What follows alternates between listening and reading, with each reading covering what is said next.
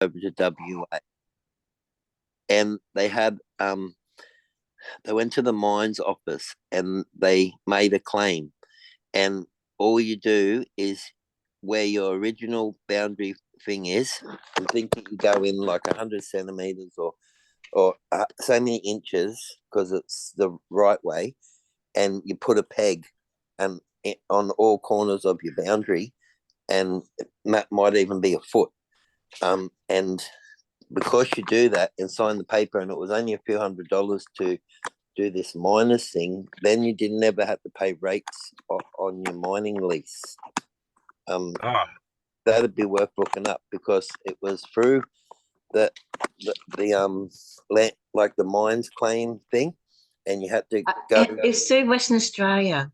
Yeah, I've heard this call from Swifty. Yeah, no, go get a mining claim. Yeah, go get a mining claim. Yeah, mining claim. So you actually peg it out, you measure it. You know, I know what the measurements are because I know what the pegs were when they did their meters, and I've got the measurements. So it's not a unit. It's not a unit of measurement. Sorry, James. Sorry, I'll shut up. Then because you've done that claim, you could change it to the right measurements, and then they pretty well haven't got to come back. And like all these councils and stuff are going in, hiring the court and whatever. There's no law involved in it, right? It's the same thing just happened to us with the fisheries, right? Mel done all the paperwork and we absolutely smashed them. There was no way they could run away. Private businesses, ASIC, fucking Bloomberg, the whole lot. And they didn't listen to none of it. So if I ever done it again, I would do it the way Mike says it and get that pre-hearing or whatever it is, whatever, Mike, the one that, so you're going in there with your evidence and they have to hear it. Yep. Well, yeah. But the declaratory judgment comes from the High Court. So it's not a unit of measurement, it's a way it's measured. So they got so many feet. They got so many feet from whatever. Now it's from a corner to a corner to a corner, but not straight rectangular blocks or whatever like that. So you go. Can you hang on a sec? Sorry. Fuck. What's your name? Andy. So measure from corner to corner to corner to corner. That's meets and bounds. Like not. It's angles and directions. Yeah. So. Yeah. 358 degrees for 700 meters. It does, yeah. If you've got that, that's meets and bounds. That's meets and bounds. I've got so they've used Len Harris's list of all the way from the Queen's Proclamation through to now, and all the corruptions and the Reprints Act, which stops them from printing you your correct title. Understand it and present it. You've got the win. Sorry, go, Tony. This document, are you putting the link in the chat for this one? Can you just put is it a web link or is it off your computer? Yeah, I can put it up. But that's why because people keep bringing up Norfolk Island, and I'm going, well, in the original, there is no Norfolk Island. That's the 1973 one. Yeah. And if I'm going to be a British subject, because I'm not a citizen, I'm going to be referring to this one. Yeah, so British subject, which is where I came from. Yeah. This prick of an accent. I get called Aussie in England and English over here. It's not fair. Oh, you're not Indian. Fuck. No. Can I put 5 seconds in? Yeah, go, Judy. Well, up here in Rockhampton, they changed all the Gemfield miners and took all their 100-year leases off them, and changed all their title to their mining rights and their mining lease, and kicked them all off. Told them to get all the caravans off the site. They're going to bulldoze them all down. All their mining rights have been changed. So just a bit of footnote for you. If you're going to go in under a mining lease, it's all been changed up here in the Gemfield. Yeah. But as I told those people as well, that they should have gone to the Western Australia and done it through theirs, and then they could have kept their 100-year lease. And I was giving them all this interpretation and going back to the mining, because you even go back to the Chinese Protection Act, and because if they were in the Chinese were protected through the mining, so are we. So you got to use. I keep telling people go back to the before 1910. Look at the High Court cases. Then they're the ones that you're going to refer to, because 1911 and everything after that was when it just went all haywire. Yeah, and I would challenge that, right? Because I remember a friend of ours from Harvey Bay rang up Melissa, and it was one of her friends had one of those leases out Emerald or west of Emerald or whatever, and the same thing was happening to them, right? So that's the lease that they've gave you, right? But then if you do it properly, you're going and you get your pegs and you go 1 foot inside the lease that you had for 100 years or whatever and make a claim, right? Yep. Because under the 1890 Partnership Act, we're the only country in the world that we were equal to the king or the queen, right? And for that reason, that's why we became the subjects, because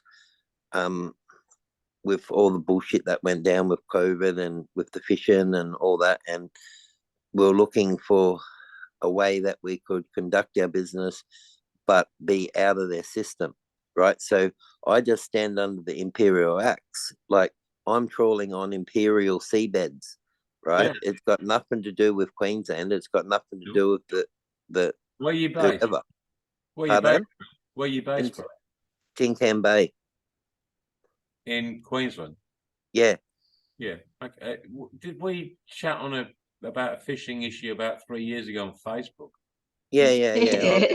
Sounds familiar. I'm Mel's other half, and yeah, we went like the whole way, man. We got him in the stand and made him look like complete dickheads. I said I want the barrister arrested when the cops ran in the court with guns. I wanted him arrested because he's claiming to be the Crown, and he's working for in-house legal on an APN number, a private business, and all sorts of stuff, man. We gave him a run for their money till I lost my shit right at the end, and I told him that they're a pack of Freemason bullies. The barrister I was a man of God, he was a man of Satan, and fucking the judge is not the man he's claiming to be. Farrell, you need a transparency statement on demand. You have one, and yeah, it was pretty funny because only Bucky and for a good fisherman, you don't do a bad job in a courtroom by the sounds of it. I live and breathe this shit, mate, because my missus does Zooms every fucking night. So yeah, it was just, it gets pretty boring on the boat, and I don't watch TV and all that crap. So I just went into it and started like researching it all 24/7 pretty much.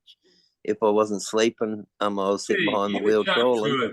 You were chatting to us about 4 years ago on the Common Law Court with Stephen Limley and Alex bloody Retro and Barry McTivy and fucking it was about that time, wasn't it? Yeah. Yeah, I fucking thought so. Jesus, well done, yeah. So we just went the whole hog. We lost in the end, and I got fined 25,000 for one and whatever. But I told him in the court that I'm not effing paying it, because if you think I'm paying UNESCO and Global Fisheries fine, $38,000, I'm telling you right now, I'm not effing paying it. Yeah, we told the judge in Townsville. Me and Nathan went up there, and he kept on interrupting me when I was doing my affidavit. So yeah, I told him, if you just shut the fuck up for 5 or 10 minutes and actually let me read the document and all that, and then we got him to pull his license out, explained that that Tim is awarded the state in all capitals, that's Dog Latin, that's your straw man, the whole lot. So there's a mining. Well done, brother, well done. Oh, I wish I was in that courtroom. Have you happened to get a recording of that somewhere? We've got 13 hours of it was probably more. There's about 13 hours, and then the last day when they handed the verdict out, when I lost my shit, that was about 2.5 or 3 hours, and we've got that recording as well. But yeah, nearly all of it got recorded. Are you signed to a non-disclosure not to share? Not yet, but we're still trying to get them. We're working out a strategy how to entrap them and whatnot. So when I'm in the courtroom, I can just smash them with the documentation, and they can't run away from it. Well, they can't run away from it anyway, because they gave you a fine, you've not paid it. Yeah, no. You're still fishing now under imperial law, not their law. Yeah, well, I'm currently not fishing due to the diesel prices and stuff. And when we were in the Townsville court, they brought in a water copper. And so we found out in the court, he was the head water copper Queensland, Graham Thorogood. He said on the video, "Let's go get this fucker." That was the first. It's Pettigrew. Why? It's Pettigrew. Yeah. Anyway. You keep calling him like Thoroughbred, Thorogood. You're just getting Pettigrew. Yeah. So anyway, this water copper was sent to my boat, right? He said it straight up, "Let's go get this fucker." He had his gun on and all that stuff. And I, in the court, once I seen that, I said, "Stop the video, put the volume up, rewind it. I want to listen to that again." So then I turned it into a targeted attack on my vessel. And then, the guy, he said it wasn't a targeted attack. We boarded other vessels that day. And then I says, "But what about the boarding at the Bowen Wharf?" And he totally denied it. And I said, "Yeah, when you come to the back of the boat," and I said, "I wouldn't contract with you today because I was busy." I said, "You just forced your way on the boat." You also said to me that it's all right, James. Well, he said, I'm boarding your fucking boat whether you like it or not. He said, "It's all right, James. We're getting to the pointy end of this now." Sort of ha-ha. And then they boarded the boat and he denied it also. I said, "I need 15-minute adjournment because I'm going to prove to you that this guy's lying through his teeth." And then we couldn't get the video, but we didn't tell him that. We made him sweat all night. And then we walked into the court the second day and they called out to Nathan, and Nathan walked over there and they says, "Oh, this is the USB stick. Can you give it to James?" So they presented the video so he didn't commit perjury in the court. He did anyway, he just lied through his teeth. But yeah, we just, I'm sort of a bit of a target at the moment, and I've done a hell of a fight, and I'm not prepared to go to jail for it because that's where it's going. They tried a couple of times to get me for federal offences or Commonwealth offences so that they could have me locked up in jail and I wouldn't be able to do the trials because they knew who we were. Like the shit Mel puts up on Facebook, it's like not hiding nothing. So they just come after us. Mel went 13 times. I went about 10 times or something. But yeah, it was worth the fight. We're all targets, mate. I mean, if you've been a target, I've been a target. Anybody in this environment is going to be a target.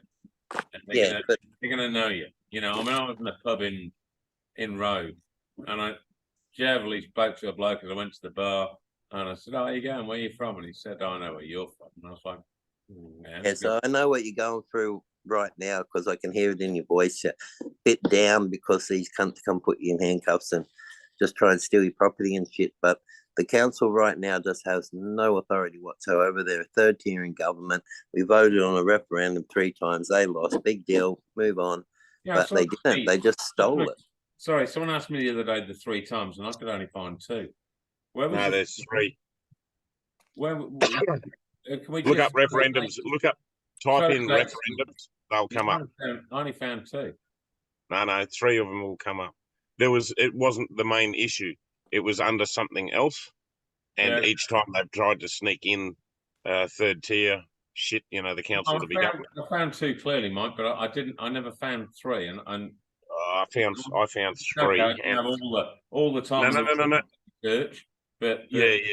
I didn't find 3 referendums because someone asked me the dates of the 3 referendums, and I went 88, 70, fucking whatever it was, and I went, and I don't know the other one. And he's like, "Well, how can you say it's there then?" I'm like, "Yeah, right." Yeah. And I couldn't find it there and then in front of them. It was a bit embarrassing. And I was like, I must be searching the wrong word format because I've seen it before, but I've never found it since. Yeah, 67. Well, what dates have you got? I think one was 88, one was 70. Was it not around 73? Somewhere around 70. Yeah, and 67. And 67. Okay. So hang on. Before then, bloody hell, it was only within a 6-year period. Yeah. No, hang on, I'm just trying to bring it up, but I think it was 67. What was the 67 referendum in Australia? Learn about 67 referendum in Australia. Aim to remove discrimination against Indigenous. No, it was just a fucking con. Mel, but there was the results. How's business, by the way, mate? Mel, how's business? We haven't been since Christmas, man. So we're just living off our own funds and stuff at the moment. But yeah, I'm just about to get in, and I went down there, had to put a new starter motor on the thing. But the problem was, once we found out it was stuffed, we had to get it from WA, and then when they transporting it, they dropped the negative pin on the back of the starter motor. It got bent, but it broke the stuff on the inside as well. So then we had to locate one, and yeah, my mate's a fitter, and he rebuilt the one. So we got the new one and my one, and we took the back off my one to get the negative pin and all the shit that we needed, and put it on the new one. So we got a starter motor, but yeah, it's just the way that everything is at the moment, and with me being targeted by the water cops and all that sort of stuff, I've done enough, and I don't need to go that last bit, because the only other thing that they can do to me is put a bullet in my head, or I can put me in jail. Yeah. So they tried to call me outlaw and all that stuff in Townsville, and to discredit me and get me in a corner. And yeah, I just said, well, I'm not an outlaw, I'm not Ned Kelly, and I don't have guns. I said it's called innocent. Criminal Code Act 1899, Section 45, innocent intentions. I'll read it out to you. Section B. Yeah, he just dropped that like a hot rock.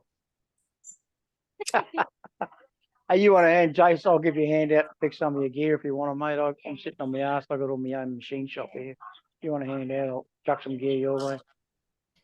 Yeah, it's just Andy, and the prices are just dead as. Andy, I've put the 3 referendums in chat: 1974, 1977, and 1988. I've got it. I've got this recorded, so thank you for letting me do that. And also, Nevin in the chat on there. Thank you. Yeah, and also just check the council, for votes and shit. There's a page where I saw it. The 67 was the Abo one. Sorry, but yeah, the 3.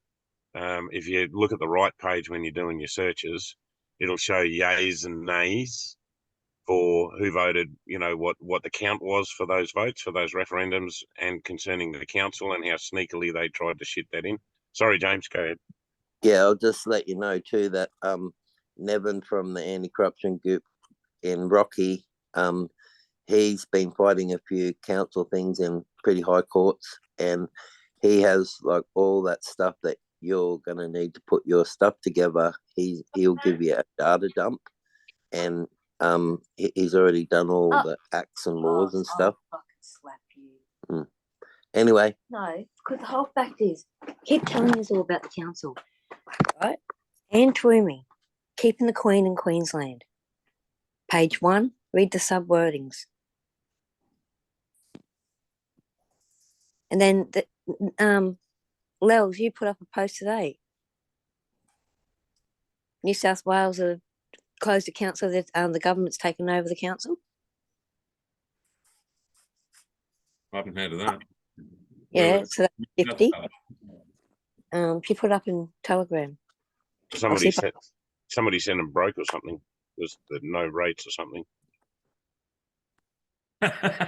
Well done. Yeah, but there's a lot going on, man. I was reading a lot of that stuff about those executive orders about the 22 country alliance. Yeah. Anyway, in those executive orders, they deregistered in 2021 the Commonwealth, right? The corporation Commonwealth, right? The corporations in all Commonwealth countries. There was Canada, us, New Zealand. I think America might have been it as well. And with what's going on in the world right now, I've been following a fair bit of stuff.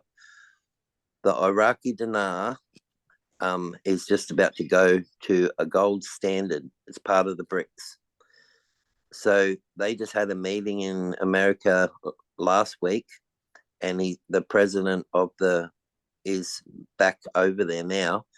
So I seen Joe Biden's face. So what he's done, he said that Iraqi are under gold-backed currency, and they will only accept gold-backed currency to get their oil, and they've just increased their capacity, or they're just about to so many million barrels, and they can drop the oil price. So when they drop the oil price, that fucks America, and they can't use the US dollar. And there's about 20 something or 40 countries that are already gonna.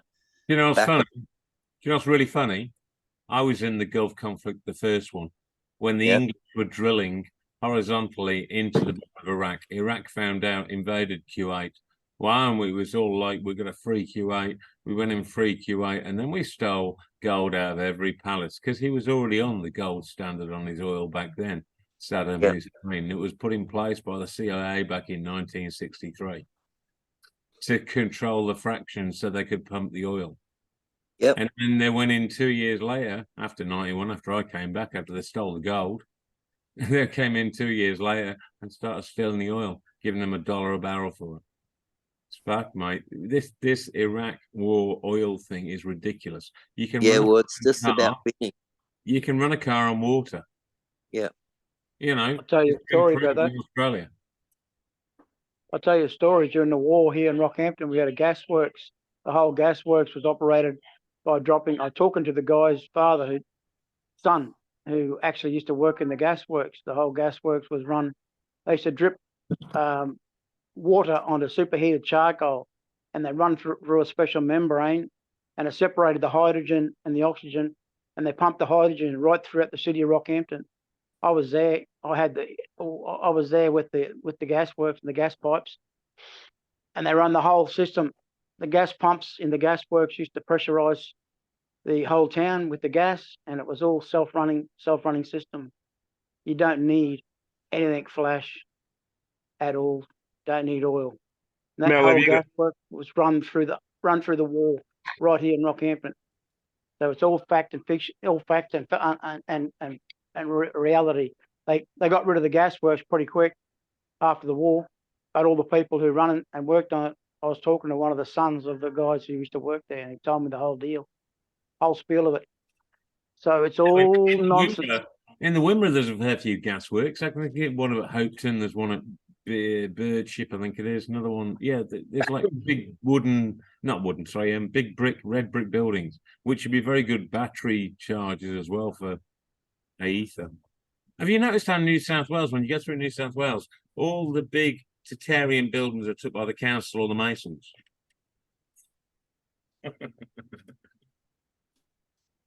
Just a sidetrack there, sorry. Oh. Yeah, but it's all about to change for the good for us, because once they go to a gold and silver standard, them countries over there, we all get our sovereignty back. Of course, the UN's trying to steal everyone's sovereignty. What happened? The government can't go back. Yeah, they're fucked, mate. They're irrelevant. Want a shock to the gold system? The banks already own all the gold. They just issue same fiat currency. That's already been said many times over. The only way to make it work is to go back to Lincoln's greenback colonial script. He got rid of the central banks by using colonial script. That's the only thing that'll work. The gold was already owned by all the banks, and they'll be laughing all the way to the bank again.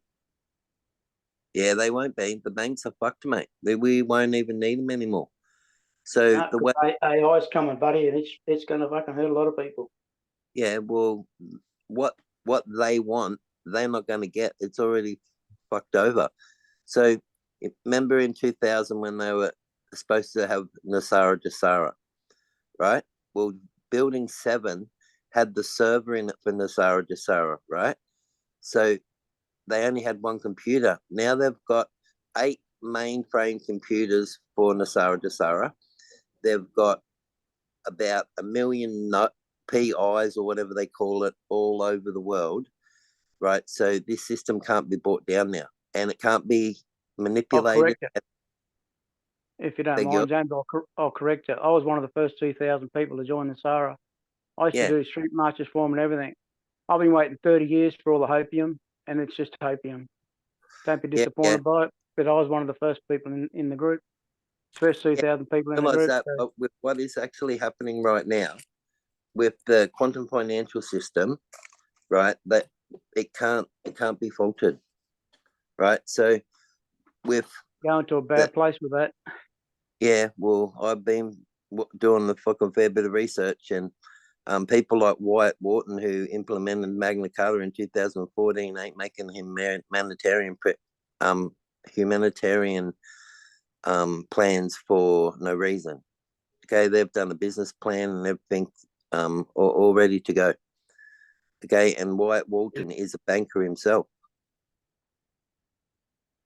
and yeah, like why a second. Wyatt Wharton, his father was a minister of, I don't know which state, but he was yeah, but you got to do some more research, James.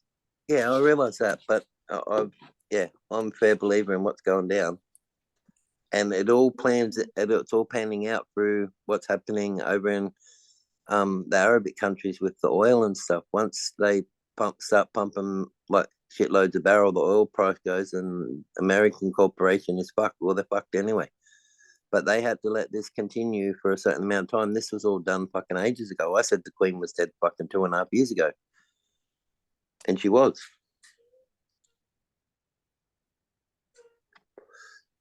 But yeah, everyone believes what they want to believe. You looking at your camera? So you reckon Kate's alive? Beg yours? You reckon Kate's alive? I got no comment, but I know Diana is. Yeah, she is. And I've served that lady 5 times at RAF Wittering. She was our honorary Air Commodore there. And she's got wonderful eyes, and they are very unique. So when you see a picture of it and you know what her eyes look like because you've looked into them 5 times and thought, wow, your eyes are a blowaway, you don't forget that. So yeah, it's all happening. I put one up on Anti-Corruption Academy's Zoom one, and yeah, that's just the first part of some of the humanitarian money that we're going to get back, and that's just from all the rate you've paid, the interest you paid on your home loans, your taxation that you've paid your whole lifetime, whatever. So somebody about 50 years old worth about 8.5 million. That's what starts off your quantum financial account. Once that all starts going, because this process is going to take a fair bit, then once that happens, that'll be your money to get going. They'll give you 100 like promissory notes in a checkbook. That's if you need to go and buy a home loan and everything. You'll also get a letter that'll tell you that you have the funds to back it. And then that's when all this system starts over again. And then 6 months or 12 months down the track, once you've set up your trust, you will receive the transaction for the money that's in your birth certificate trust. ISO 20022.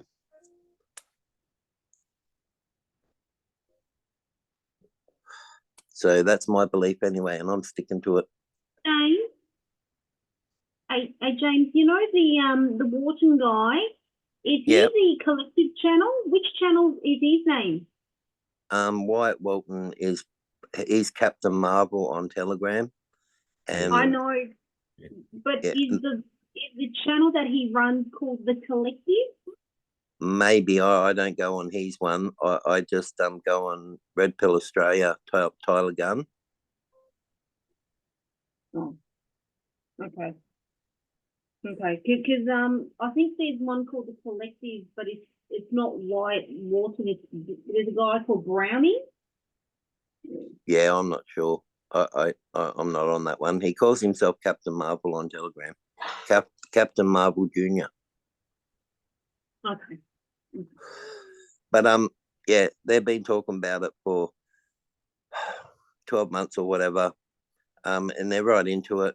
They've had like stuff on with people that are actually involved in it and whatnot, and they tell you all about that. Yeah, when you do your redemption appointments, you have to have a trust in place to receive your birth certificate stuff there and then. But if you don't have it in place because you don't have the money or whatever, they will do it. 8 billion people around the world. Okay. So Okay. they've yeah, it's all out there. You just got to watch the videos, do the research, and then as the time goes on, it's all starting to link up together. What's the link to? Sorry. Beg Go yours? on, go on. Yeah, What's the link to? What's the link to what he's doing? Where do I get the link, or is there a link? Yeah, it's Tyler Gunn on Telegram. It's called Red Pill Australia. Tyler Gunn. Tyler Gunn. Okay. Yeah, so it's a big P. Like when you're doing thing, it's all capitals, the first letter, and then it's all lowercase. So it's like red is big, little, and then Australia is big, and yeah, so it's just Red Pill Australia Telegram. Okay. Nice. I don't know if you have to get invited to it, but yeah, I'll try and get you a link to it. Okay. Because yeah, these guys Tyler Gunn was watching me 4 years ago when I was doing videos on constitutional commercial fishing. They done a YouTube one that got lots of views. That was one done by some guys over in WA, and they done one with me and William Burrow, and it was on YouTube. Just me having a rant, and then William Burrow standing there all chained up and all that stuff, just about slavery and stuff. And he was following me back then, and then he met a few guys, and he started his own page, and he just shares their stuff. But yeah, there's so much stuff on there and about the bonds. So what they were saying is the Zim bonds. Say 6 or 8 months ago, you could buy $1 trillion Zim note or Zim bond for $168 Australian. And when this all goes to a gold and silver standard, they're supposed to honour that money. So they only get a certain portion of it, and a lot of it goes to humanitarian fucking purposes. But the amount of gold that they took back from all over the world that was stolen from us because we the people own it was 45 million billion, 45 zeros. And that's what they're using for Nasara Jasara, like BlackRock, Vanguard, all them companies, the Royals, the Vatican, fucking every cunt that had gold, it's all taken from them. All the celebrity assets are all being sold if they were involved in adrenochrome, fucking harvesting and all that shit. I believe I'm not wrong. The amount of gold that's been mined consists of 30 Olympic swimming pools, and that's it. Well, they needed 60 Hercules aircrafts and 6 ships to remove it from all over the world. Just saying, the amount of gold that's been found on the Earth equates to about 30 Olympic swimming pools, which is like a 50-meter pool by, 8 lanes? 3 meters at one end and 1.2 at the other end. The stuff on the internet that's now is just trying to wake up as many people as possible before they actually pull the pin, because nobody's we're going back to not the system that the deep state and the bankers wanted. We're going back to reality the way it was supposed to be, and all the wealth is going back to the people. And we don't need politicians like even Ricardo Bossi and people like that. They say that the new governments in all the countries are going to be 10% of the size that they are now. You're just going to have a group of key people that have a job to do, and they do it. And all the like the secretaries and all that stuff, they probably won't be needed now. But the stuff that's getting done with the humanitarian part of it is like the first part of it, you get that anyway. People under 55 can take over 55 can take retirement if they want. But the people under 55, they all have to work, right? And if you're under 55, you have to work, and you will get it over, say, 3 years. If you're in the 50, 45, 50 to 60, but the rest of them, they will get certain portions of it given to them as it goes along. Like, so if you're, say, 25 years old or whatever, just having a family or whatever, you'll work what you do now, but you'll receive so many thousands per month. Or I wonder what that will do to inflation. You think about it. I mean, it'll skyrocket like South Africa. If it doesn't get invested by the people that receive it first into a community garden area, land that is specifically aimed at producing your own food, oil's, in abundance. It's the second most abundant fluid on the earth. It's just ridiculous. We can run things on water. They've got a stove that can run on water now.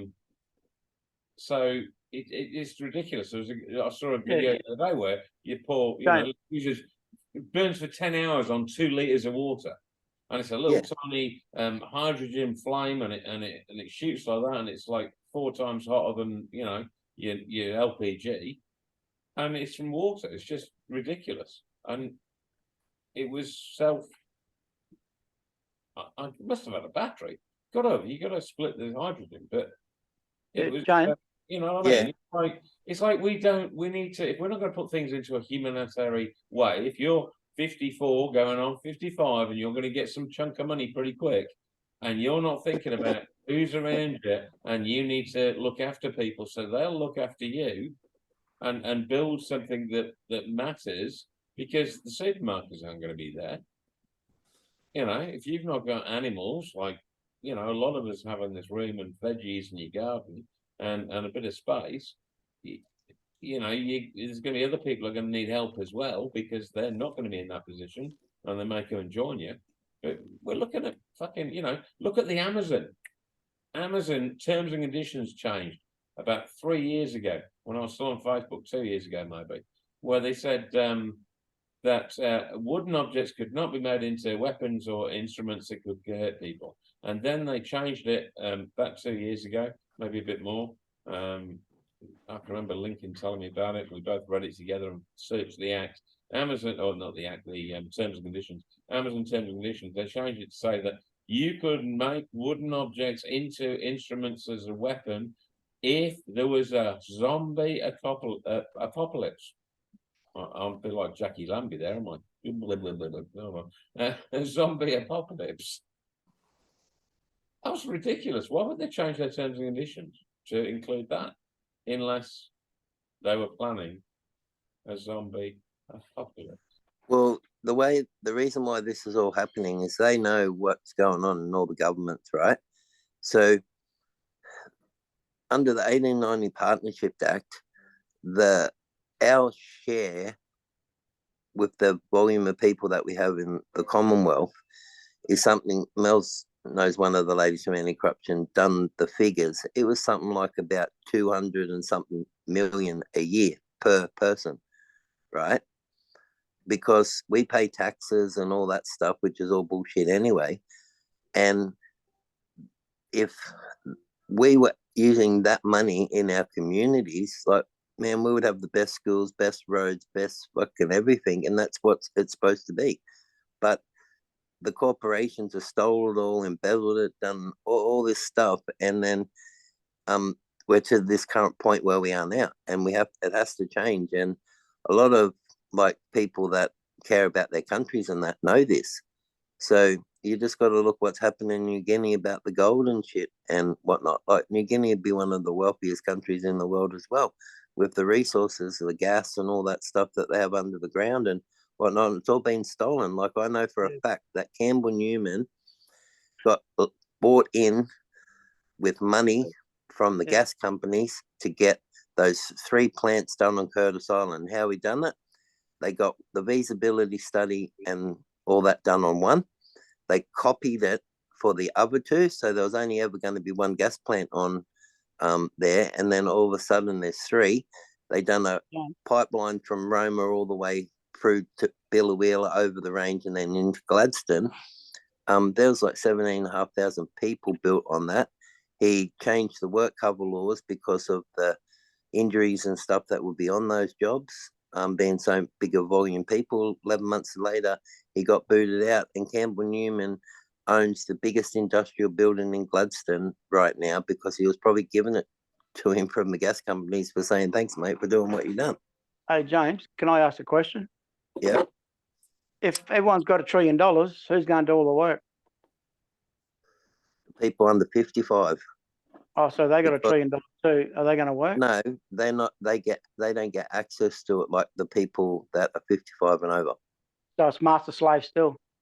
No, it's not master slave, but if you've got to commit to your country and do enough, like even if it's 2 or 3 days a week, right? But you have to contribute because otherwise society will break down. Look up the money system. Have a search on the internet for the money system. It's close enough to the Lincoln's greenback system. Look up the money system. Only the money gets released in society for the amount of work done in that society. That's the only fair system there is in existence. Yep. Everything else is just fantasy. You get South Africa repeated, you get Japan repeated. Just inflation goes through the roof. $10 trillion to buy a can of Coke. Like, it's just indexing. It's pointless. The amount of inflation, you've got to have a work and labour system to be able to make the actual system work, because we are working in a physical system, and it just has to be done by manual labour until the robots come out. It has to be done by manual labour. So you've got to look at something that relates to one-to-one work hours, one-to-one payment system. You can't beat it. You can't use gold. You can't use fantasies. You can't use pixie dust. You can't use anything. You've got to put a one-to-one relationship between each hour of work and a dollar value, if you want to call it dollar. Call it a hopium dollar. Call it anything you like, but it's got to be a one-to-one value system that everybody agrees on. And dumping $10 trillion everyone else's bank account, we're all going to sit around on deserted islands with martinis and umbrellas. Not going to happen. And as far as Nasara's gone, I've waited 30 years for this hopium system to come in, and I'm one of the veterans in it, and it's just not happening. I hate to disappoint your bubble there. Yeah, but, it's all good, bro. fact. No, yeah, as I said, this journey is all about awakening yourself and whatnot. And I've done a lot of hell research over the last 4 or 5 years, and yeah, that's just my belief at the moment, and I'm sticking to it. No, you're welcome to. In all honesty, can I ask a fair question, or ask an honest question of you? How old are you, if you don't mind? I'm 55. 55. Well, you're not too far behind me, I suppose. Yeah. Yeah, and all the people that are pretty well in this fight are around our age, because we've seen what it was like when we were kids driving around holding utes with half a dozen surfboards in the back and a few of your mates in the back of the ute. They just drive past you, but if you'd done that now, they wouldn't be driving past you. No. Yeah.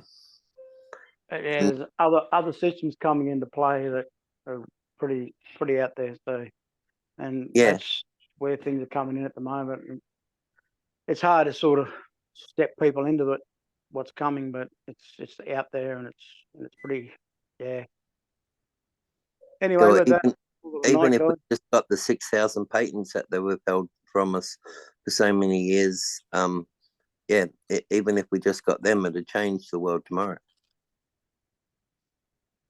Yeah, I can delve into technology in a deep level, mate, with this. So, anyway. Sorry, what? Where, what? Andy, I put those referendums in chat. Yeah, beautiful. All right, thanks for that, Taz. I had a call night, guys. I'm going to enjoy my little lady. She's home for the night. It's not midnight. It's not midnight. You get the handcuffs off me. All right.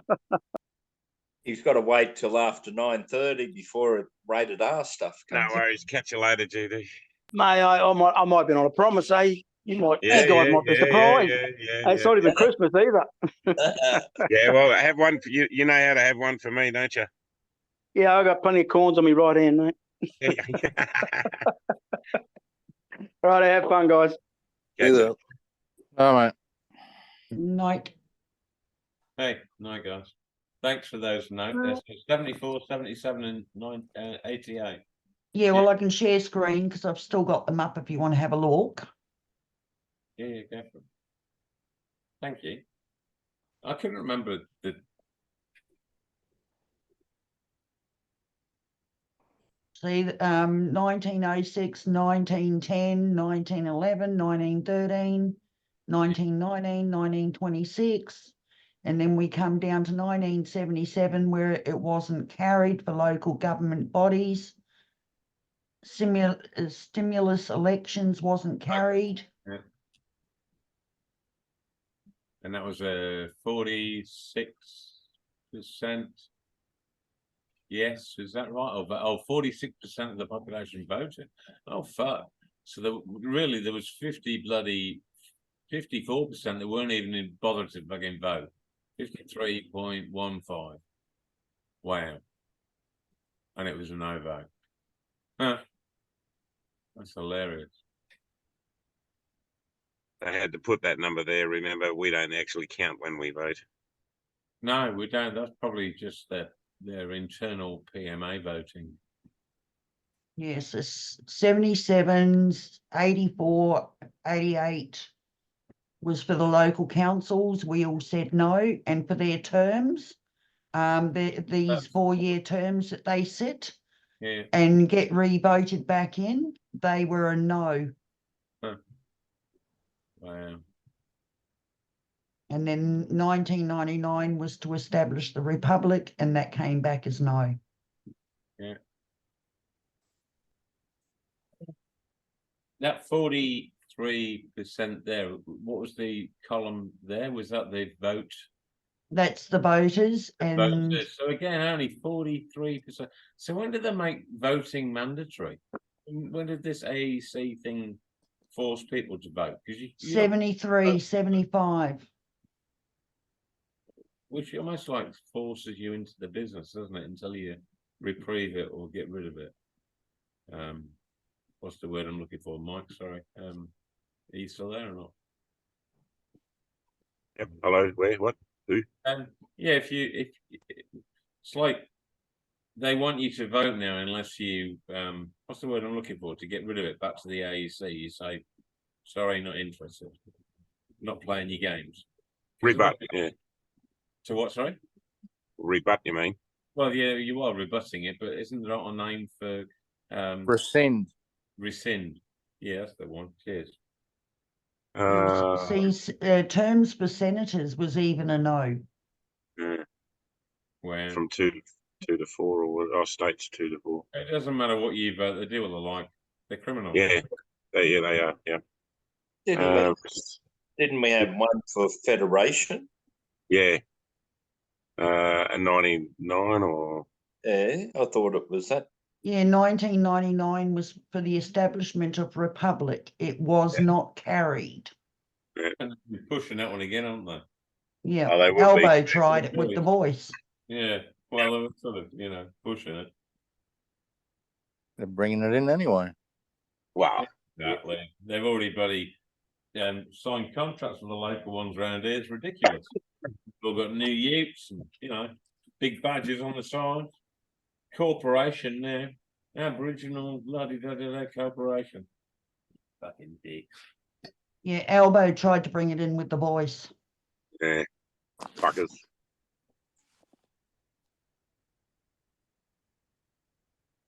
We've got to bring back assassination. No, it never left. It's there. Yeah. They just didn't pay me enough. I'd do it for fucking free.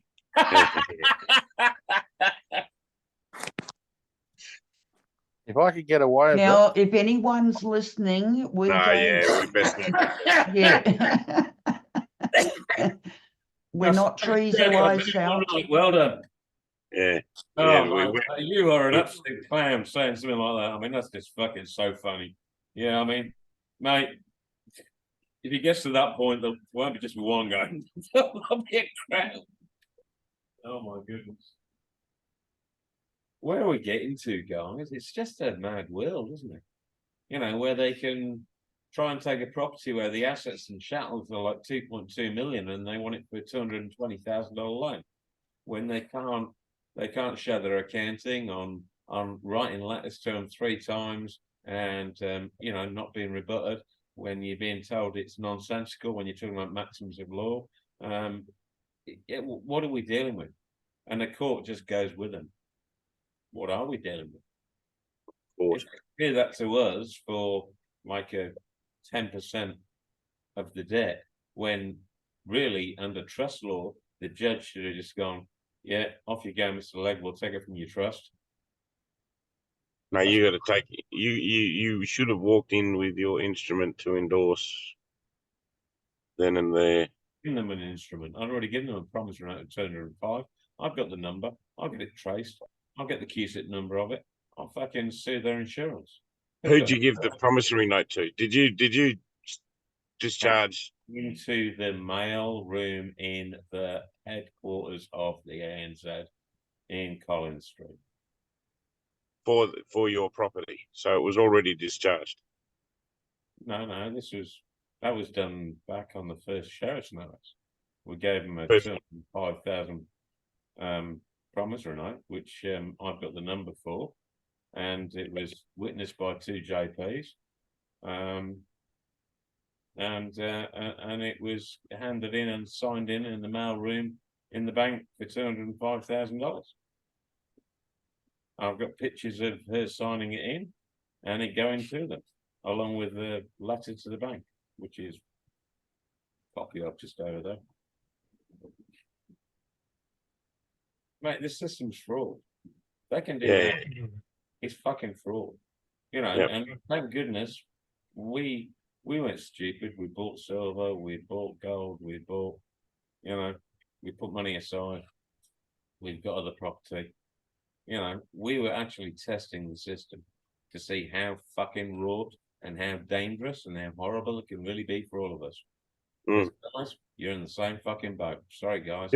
You're here. You're in the same fucking boat. You're in the ship that wants to sail away from the fucking ship they've got. Because you're all little fucking ships.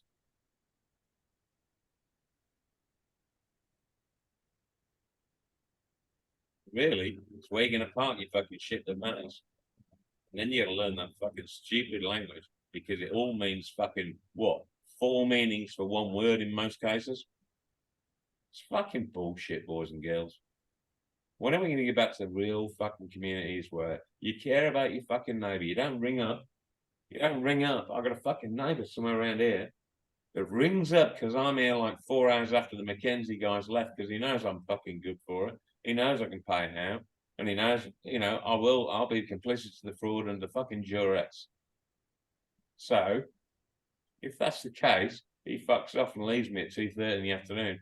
I decide to finish off with 5 glasses, have a shower in the house, yeah, and leave at 7:30. Some fuckers rang the police from here because they've been told by the police, if he comes back, you've got to fucking call us.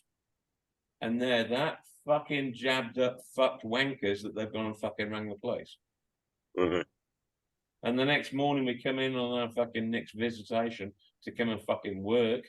Can you believe I have to get visitations from my own fucking workshop to work for a month, for 5 fucking weeks? Because of 220,000 loan. Fuck you, cunt.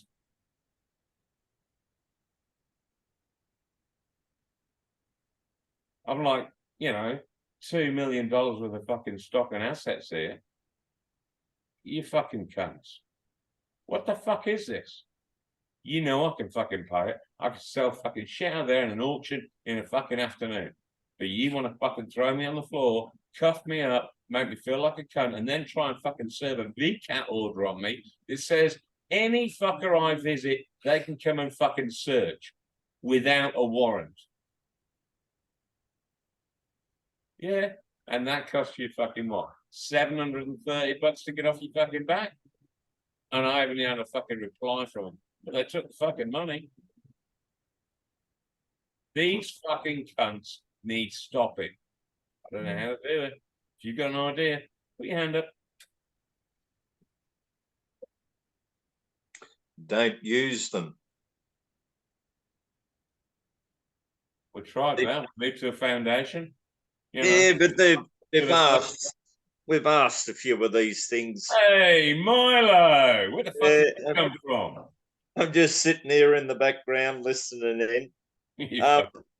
No, we've asked this question about 6 months ago, and we come to a conclusion. Well, if you're not happy with the service, you don't use it.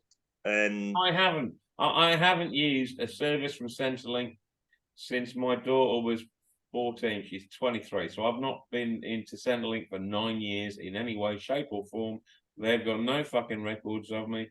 I don't think my Medicare card is in time. That's all very good, but let's look at an example like a home loan. If anybody in this group was to go to a bank and say, "Hey, I want to get a loan," we would then we would autograph the mortgage. Here's the birth certificate. Here's your promissory note. And done. And if the bank goes, no, we're not going to do that, well, then you'll go, well, see you later. I'll take my business elsewhere. You know what I'm saying? Like, once you're awake, you can't go back to sleep. And we could see what their spells and what they're doing. We're now returning the spells. And, the common sense, the good people, the good love and the peace in their hearts will go about. And if people are still happy to work and get paid in cash or whatever currency, trading will still continue. But again, I think, to be honest, Milo, it'll be silver. Yeah, I think there's enough silver in the local community, because I know a fair few people have been collecting a bit. I think there's enough around to be able to, account for. You think a Roman soldier used to work for a sovereign? An ounce. It was two sixpences or something, which is the one about that big, like a bit bigger than a 5 cents coin here. Halfway between a $2 and a dollar coin in size, but thinner. Used to be called a sixpence in England. They were silver. They were still in currency when I was a kid, but one of those a day was what a soldier was worth when the Romans, were invading England. Mm-hmm. But then that was also an era for Australia, by the way. That was also an era where there was a lot of poverty, a lot of people below, moving to the cities within the walls of the castle because they couldn't make a living out on the farm, or depending on the weather and the climate. And people that were fortunate said, well, I'm going to, go and work for Caesar and be a soldier. And they got paid good money for it. But not everybody was, 6 foot tall and 3-4 foot wide or whatever. But that was the thing back then, to go and work for the, Caesar and, the church and so forth. But, everything's going to change. It already has changed, as you know.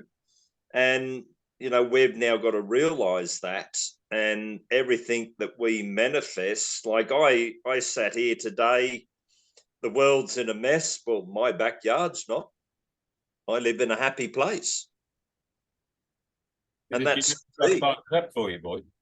Yeah, I'm here. No, I tied it up. Well, I cleared the end.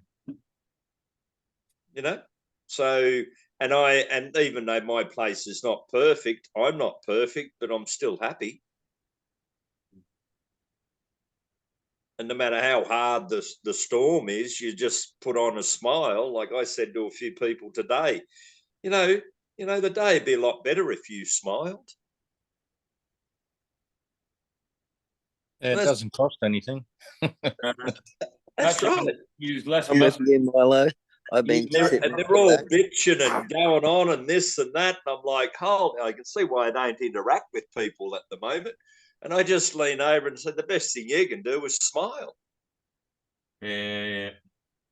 But, that's, I'm happy to talk to the people in this group because we get on. But if I went to the pub tonight, I don't even know if I'd get into a fucking conversation. I'll probably sit there and watch the footy.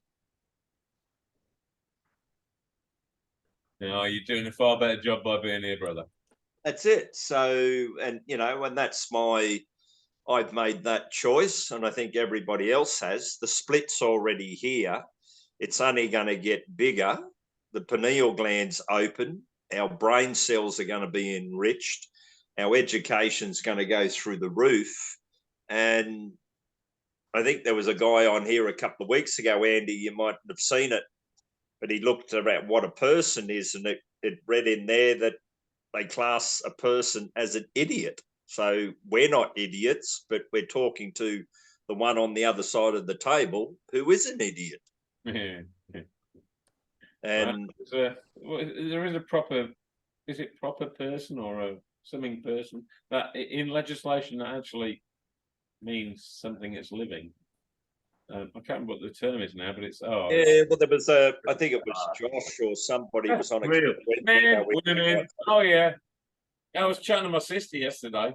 First time I chatted to her for ages because she's jacked up, living in England, struggling in finances, and you know making ends meet.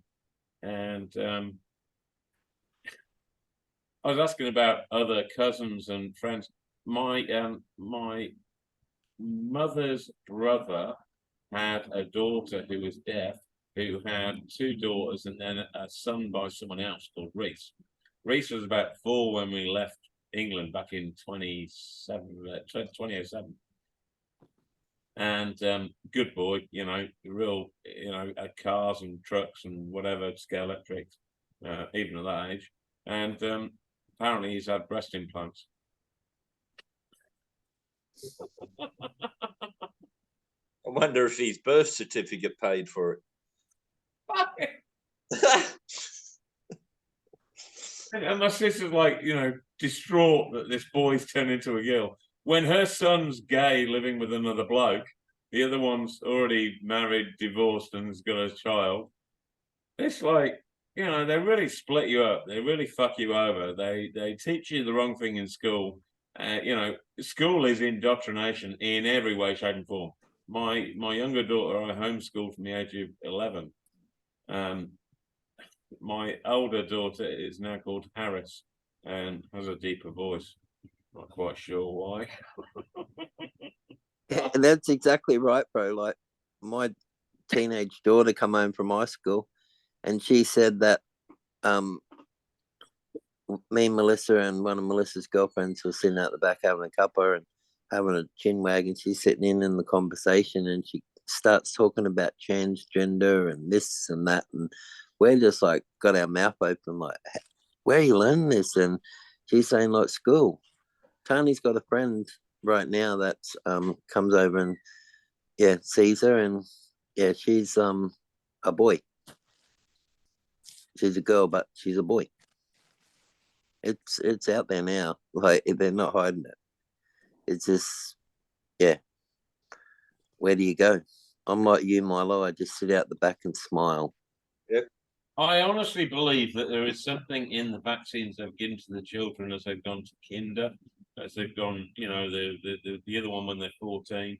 I'm sure they've added some into those vaccines that has XY chromosome change some of those children, and they're probably, you know, batch relevant or whatever, but they're doing a fucking good job, aren't they? The way that they're doing it is they're putting it out there to the kids and saying that they will help the kids get to the point that they want to get to without the parents' permission or without the parents even knowing. So this shit's guarantor. And see, I look at that, James, and go the 25-year generation gap. In 50 years, what what we're talking about now is obsolete. Yeah.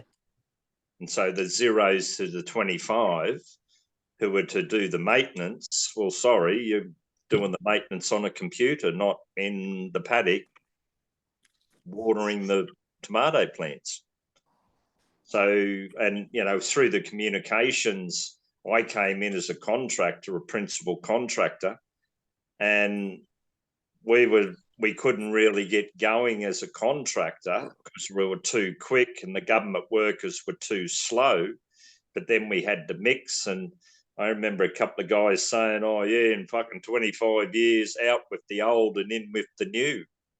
So, but they're going for the kids because they know that the 50 to 75-year-olds, you know, we're thick skin, we take a little bit longer to change. The millenniums from 25 to 50, they're running their own businesses, calling shop. I've seen a few of them. I don't mix with too many, but they're out working, making $1. They know what's going on. They say, well, let's do something about it. But then they go quiet because they don't have the malice, which they get in probably 10 years.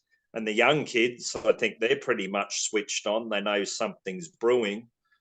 I caught up with my daughter, and especially the last 14 years, we've been alienated. And I talked to her about the birth and the being born, and she said, oh, I don't know much about that, but she knew about it.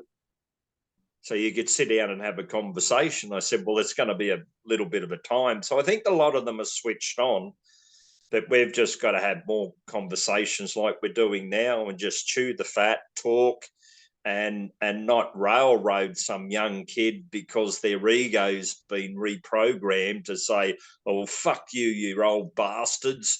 I'm going off to the pub, or I'm going fishing in my big flash 4-wheel drive and having a dory out the back. You know, that's all they're pretty much after these days.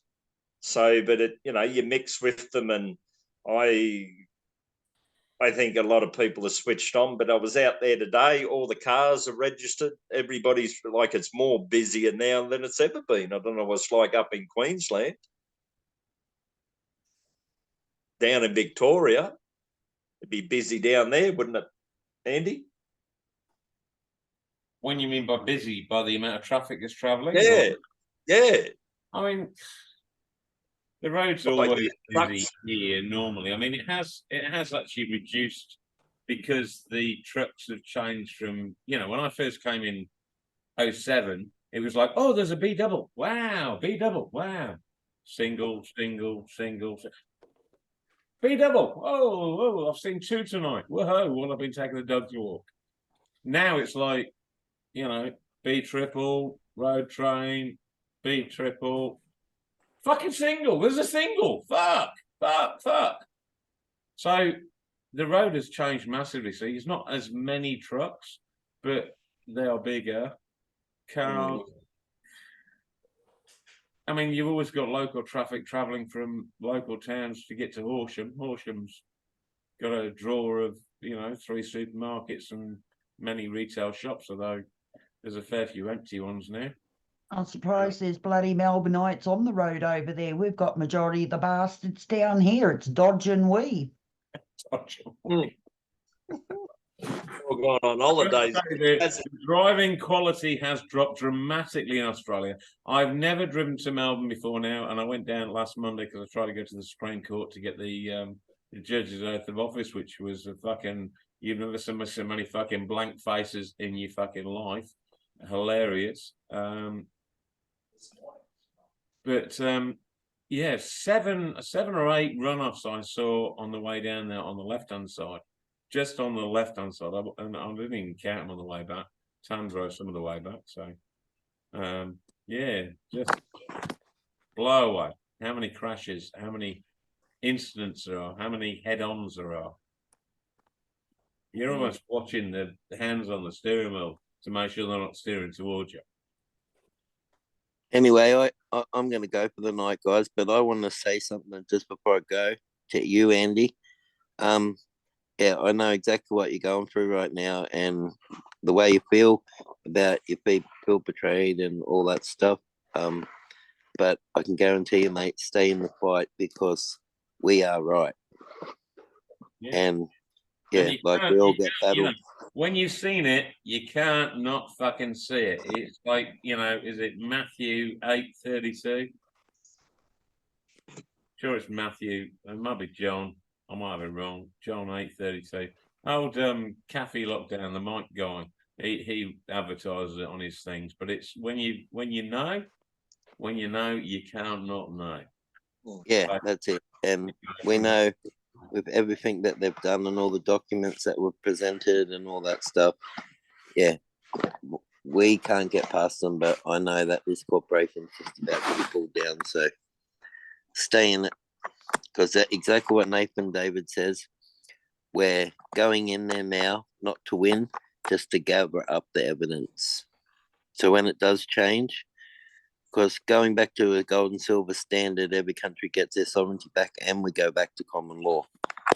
So from that point, they're fucked. Yep. It's not too far away.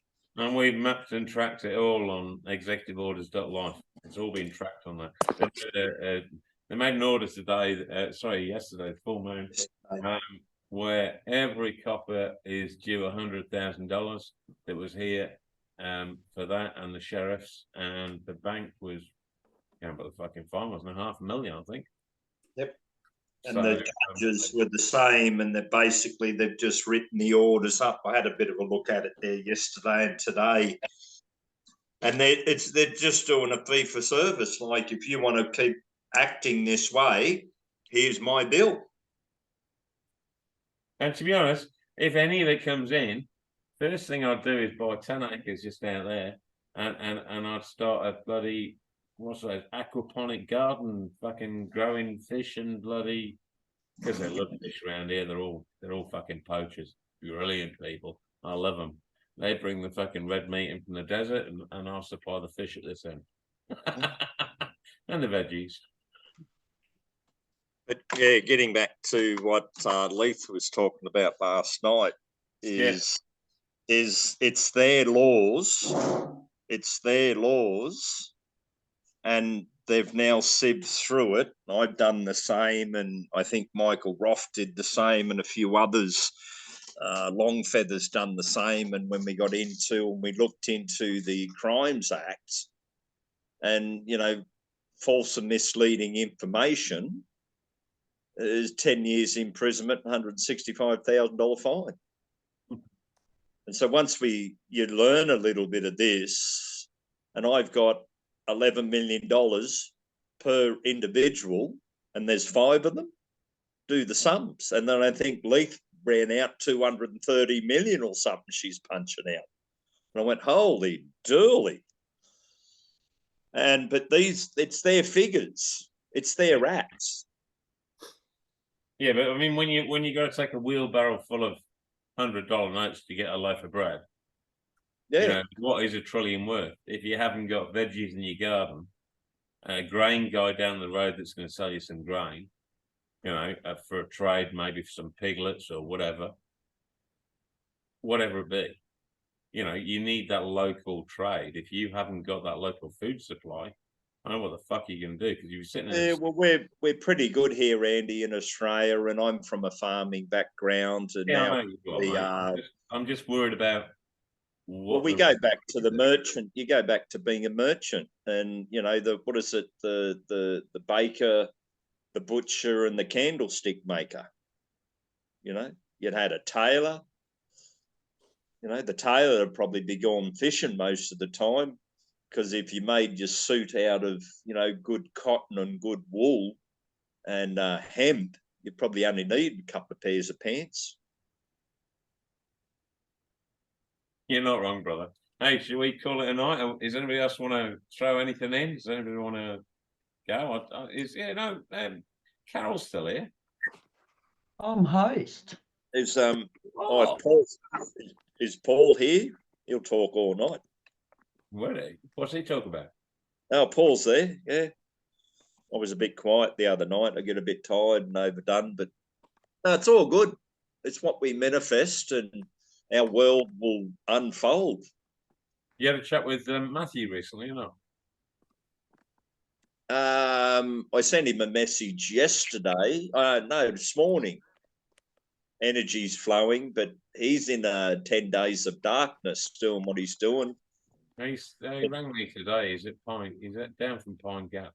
He served the NT police station at Alice Springs. Yeah, he did something about that. I think he's trying to get Pine Gap. Shut. Put on Facebook. I'm not on Facebook, so I don't know what he puts in there. But as long as he's talking to you, he hasn't sort of rung me. He probably fuck Milo. Well, he talks too much, me up, prick. As long as he's good and he's catching up with you, or I came up with the thing we're going to call ourselves the Three Musketeers. one for all and all for one. He's got a beard as well, mate. It's just he's got the posh beard where it's trimmed. Yeah, but he was out of Pine Gap. He's doing something. We're trying to block the signal out there and do bits and pieces. But, once you resonate in a frequency, in a good vibe, love conquers everything. Oh, absolutely, bro. Absolutely. And I feel love to be back here. Yeah. Some good friends. And you put your tail between your legs and honour your contract. And then, what I see is the scrum. I'll probably get bored today and run into a bank and say, hey, here's a promissory note. Let's give me a loan. And then cross your fingers and shut your mouth and see what they do. Yeah. And if they run away, like when you turn the light on and all the cockroaches run away, well, then you go, nothing's changed. I won't be doing business here.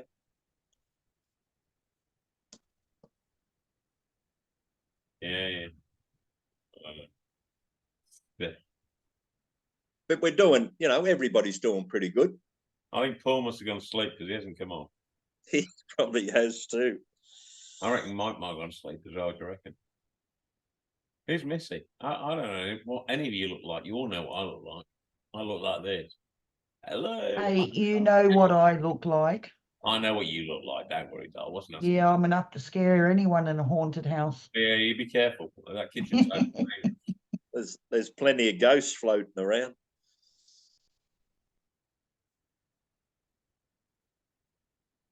For sure. Going on.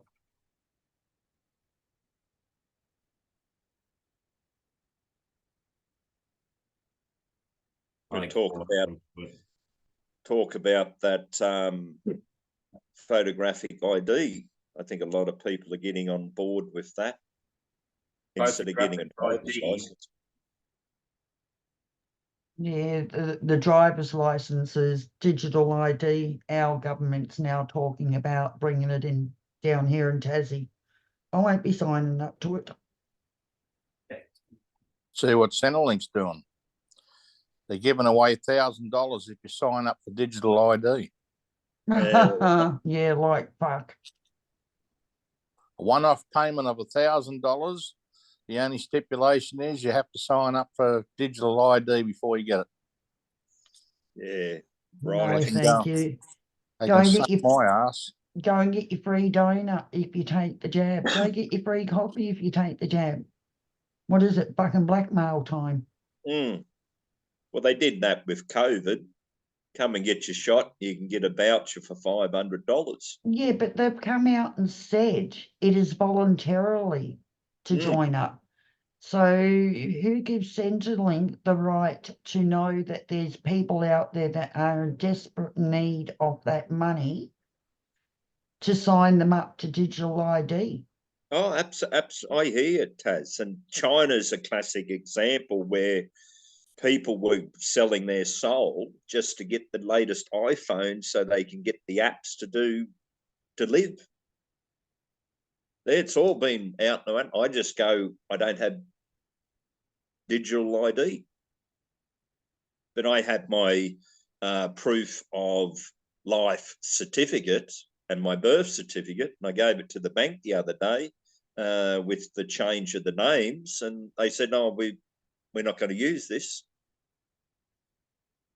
because they want the digital ID, which is the third party, and that's to waive all rights, and the contract's still on because you've agreed to entrapment, and they'll probably change the new digital money-wise, and you'll be locked in the computer and you can't get out. But at the moment, we have the right to say, no, I'm not going to go right or go left into AI. I'm going to go right and do it the old-fashioned way. I was in the bank the other day and the EFTPOS machine was down. And I said, oh, well, you'll have to punch it in on the screen and handwrite the receipt. And this lady who was mature and leaned over and said, lucky I've learnt how to do that. Otherwise, the bank wouldn't have worked. So it's not foolproof. And I just go, as a technician, I go, I'm not putting my phone down on anything because it's not secure. So the bank wants you to have your phone attached to your internet banking. And I go, I don't do banking over the phone because it's not secure. People can hack it. So we'll have to do it the old-fashioned way. And so far, so good. I'm just old school, but the new kids, and you go downtown, I go downtown when I get to, and how many people pull their phone out? It's got all their information on it. And they just swipe it over the EFTPOS machine and away they go. Oh, have you got any license? Oh, yeah, they pull out their phone. But even through the COVID stuff 2 years ago, this was a massive red flag. The coppers, oh, you got digital ID? Oh, yeah, pull out your phone. There it is. And then they'd write you a ticket because you had to have your driver's license on you when you were driving. And that was all a big catch. You know, unbelievable. But we now see what they're doing and we talk like this and share the knowledge. And you know, we're all wiser now going, well, I don't have a driver's license. We'll have to do it the old-fashioned way. Yeah, that's how I go about it. You've handed your license in, have you? Sorry, surrendered it. No, I've still got my license. I got a truck license. I've got the, I've autographed it with all rights reserved on it. And go for you. Yeah, and I've changed the address to my suite. I wanted to put the penthouse suite, but I thought I better not. I'm old school. I better not push it too hard. But it's down at the post station. Yeah, mine is as well.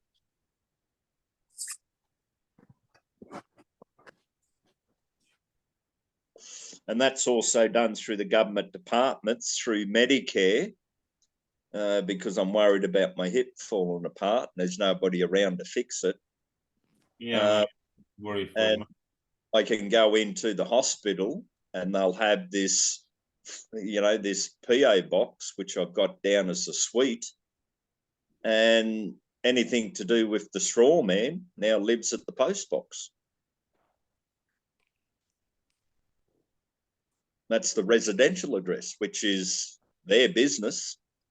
But we've been fooled to give our residential address that has a curve out the front and a post box. And that's the red flag for the government to know where the asset is and where to come looking for it. That's right. You got to transfer. How many do you run on just PO boxes? I mean, I've got a PO box and I do run some through it, but I haven't ran all through it yet. Do you run every bill through your PO box? Yes. And yeah, anything to do with you utility. Every bill. So every bill goes to your PO box, not to your physical address. Yes. Yeah, I've changed that all over. Yep. And there's So probably I'm tempted to take the box down and put a forwarding from this address to the PO box initially, and anything I get in the old address, I'll then re-inform and change over.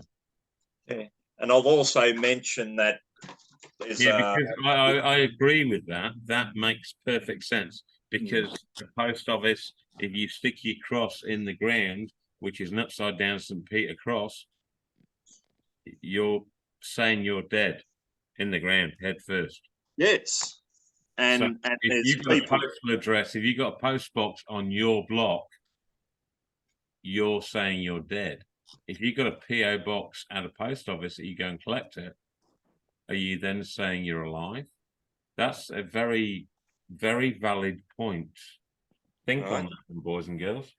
Yeah, but no, Andy, that's where you revoke and the power of attorney and the living can look into the coffin and see what's there. Walk into the coffin.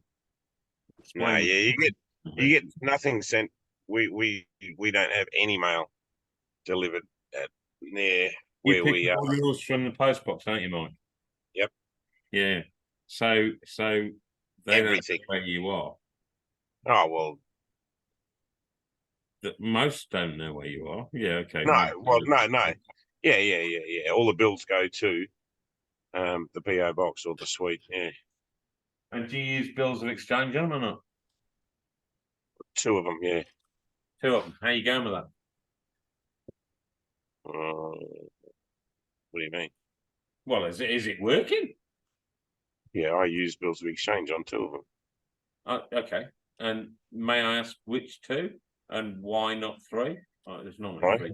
There's water, Yeah. phone, power. Not in the public. Yeah, no, not in the public.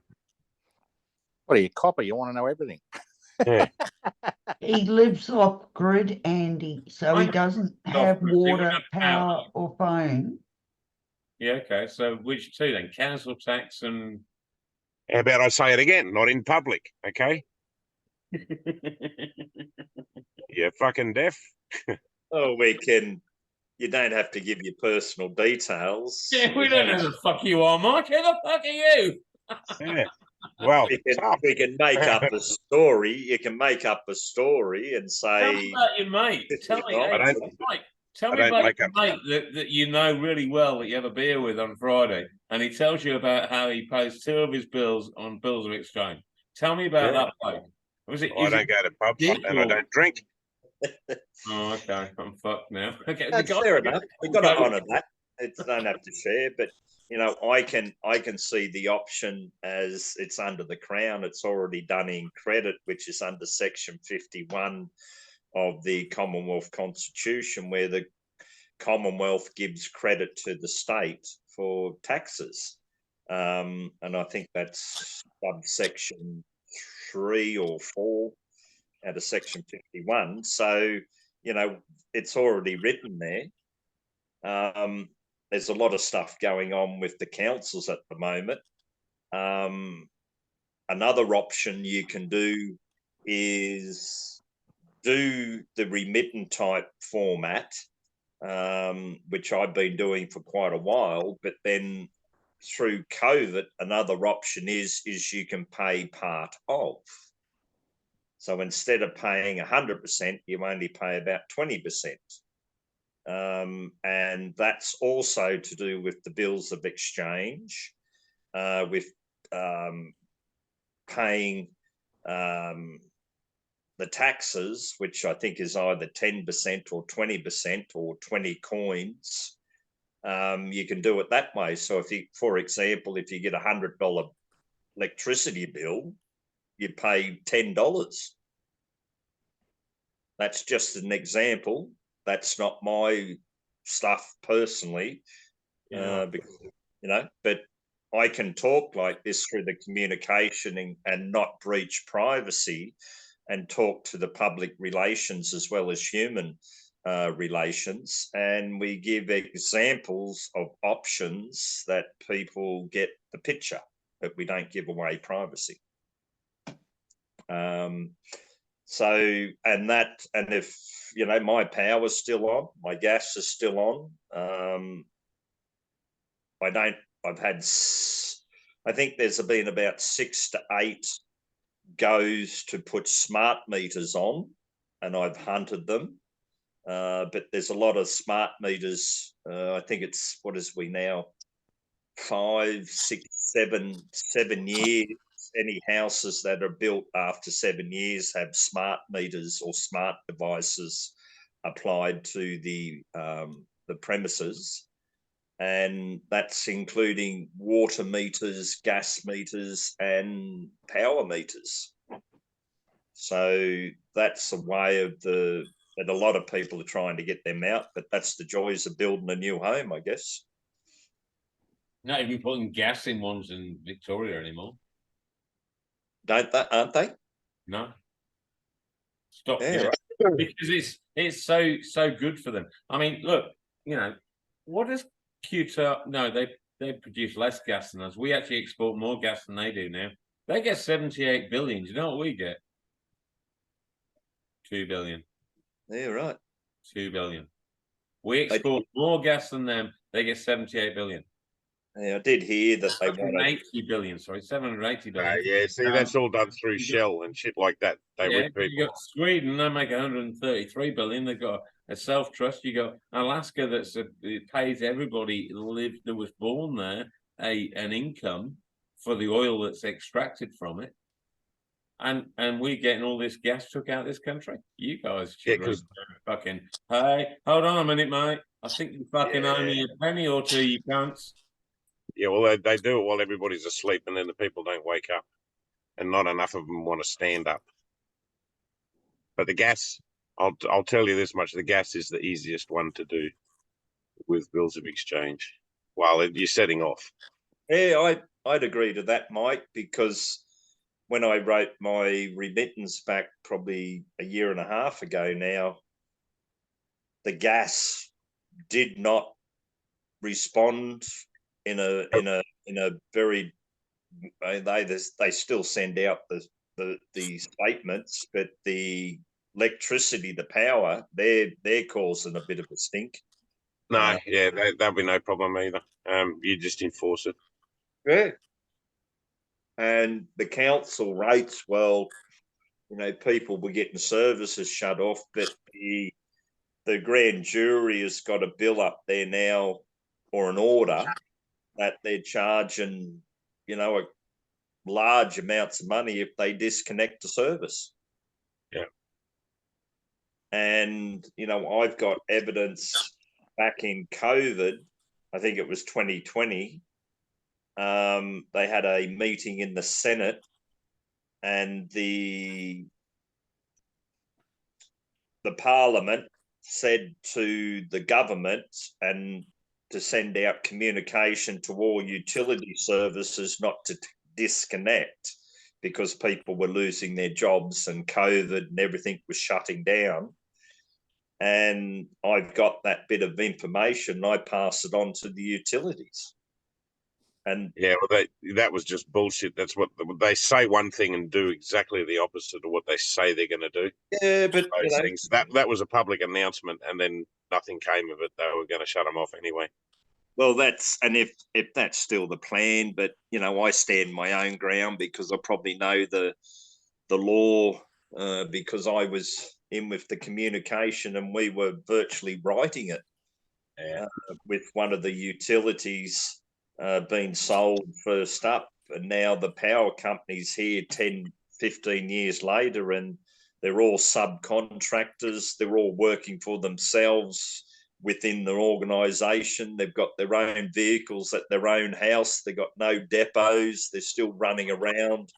And then they're subcontractors, and they got to knock on your door to get permission to enter the land. And that's the law. And once we share this, people say, mate, get your stuff and get fucking off the property. They're got to go. Otherwise, you're going to arrest them. You know, bring the coppers. He's not supposed to be here. And that's land access. And yeah, again, what year, and is it ascended and all that sort of shit? If they're salvage.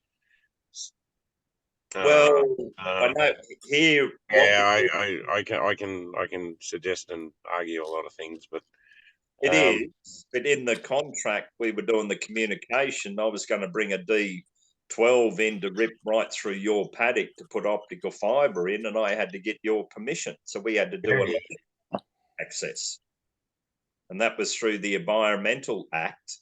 And none of it lawful. None of it lawful, and you would have had trouble. Absolutely. I would be having your house and his house and the other. Absolutely. Guy. So we went, okay, we're not going to plough through Mike's fucking backyard. We're going to go 15 Ks around. And we did. Yeah. And that's the rules. Whereas back in the day when it was all PMG and the people owned the service, they said, yeah, not a problem. Plough right through here. It's all good. you know, because we owned it. Now you've got a pole going through your property that was built, you know, 50 years ago. Now that all those poles on private property, they're now charging a fee to have it there. It all goes on the bill, and if the county council's got, or the power guys have got to go out, and the lineys, as I call them, got to go out and replace some maintenance on it. I think one guy, this is of late in the last month, he got a bill for a disconnect and a reconnect because they had to put a new stay on the post on his property, and then they charged him for the time to do the maintenance. So he was a bit dirty over that, but that's what they're doing. And my family's got many a fucking telephone poles or power poles running through their property. So they're pretty sneaky on what they're doing, and that they got to get access. You know, if they want to come in, and if they're just going to drive in and cut the gate and fucking trespass, well, you know, I don't know what's going on in the rest of the world, but I haven't heard too many stories where they've been successful. Yeah, that was my first. It's about 16,900 off Origin. Yeah. Well, we've got poles through there. It's our right of way. You know, we need to come through and check the power. And I said, well, you can if you want. But I'm telling you how it'll cost you. That's right. And see, I want to talk to my old man, but he's old school and he's a bit thick-skinned. Yeah. Well, the other guy up the road said, oh, I'll allow you, but if you install power, I don't want to pay for power. So he got power. Yeah. But so I think now he's paying it. Say, well, you know, you want that post there, it's full and power. I'm going to send you fucking rent. Yep. Have a nice afternoon. Yep. You know, ring Ian Parker. He cares. You know, don't ring Elbow. He don't care. Ring fucking Ian Parker. He was a car salesman here in my area. He said, ring is 50 cents. Ring me because he cares and he'll sell you a fucking car. He cares. He cares because he makes profit. That's it. And Andy. Yeah. Now there's less people on. You want to start private process on everybody that came on your land. Yes, I appreciate that. No. You need to start it and have 20 or 30 of them in little folders with each process.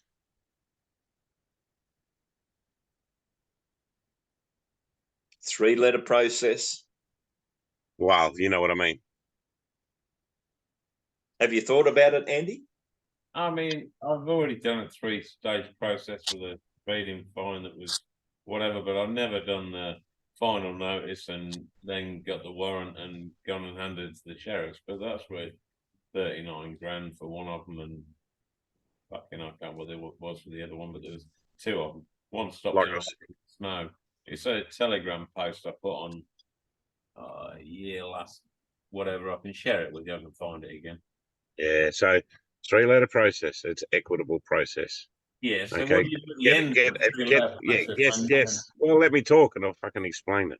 Oh, you do your 3-letter. You do your 3-letter process. Okay. You do an affidavit of service. You get that notarized. You do public service by note with that affidavit of service with another letter that you do public notice on. Then you take that to court for a judgment. Once you've got that judgment, you pay for the writ and you put a lien on UCC3 addendum or PPSR for that amount. Or both. Well, both, because they fuck with you on PPSR. There's twice now that I've heard somebody being fucked around on PPSR. Council come in and they want you to remove your registration, but people don't know how to deal with it. Yeah, well, that's Tony at the moment, isn't it? Yeah, and I said, well, I told him how to do that, and with a fee schedule, and yeah, he'll be right. But yeah, fucking how grubby is that a council? Oh, we stole your car and we want to sell it and we can't because you've got to register on PPSR. Yeah, and I said, yeah, they've told me to prove the fucking thing. And I said, well, do your fucking declaration of trust and affidavit of transfer of property. You don't have to mention that. You have to mention that there is a beneficiary named, but you don't have to tell them the beneficiary.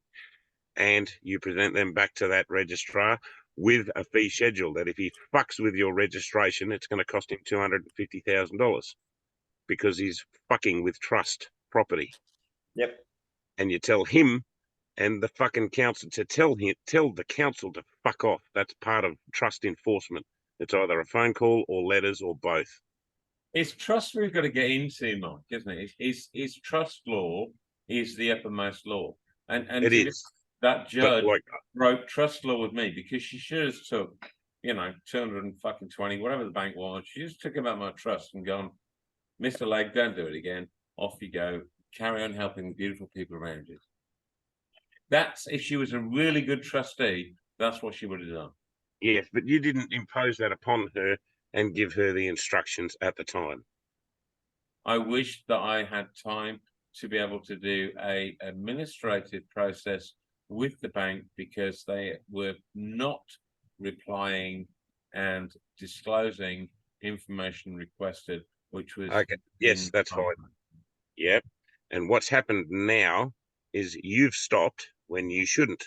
Now you do a libel in Admiralty and then take it up to Chancery because they're using statute as a mechanism of fraud and theft. Equity will not allow it.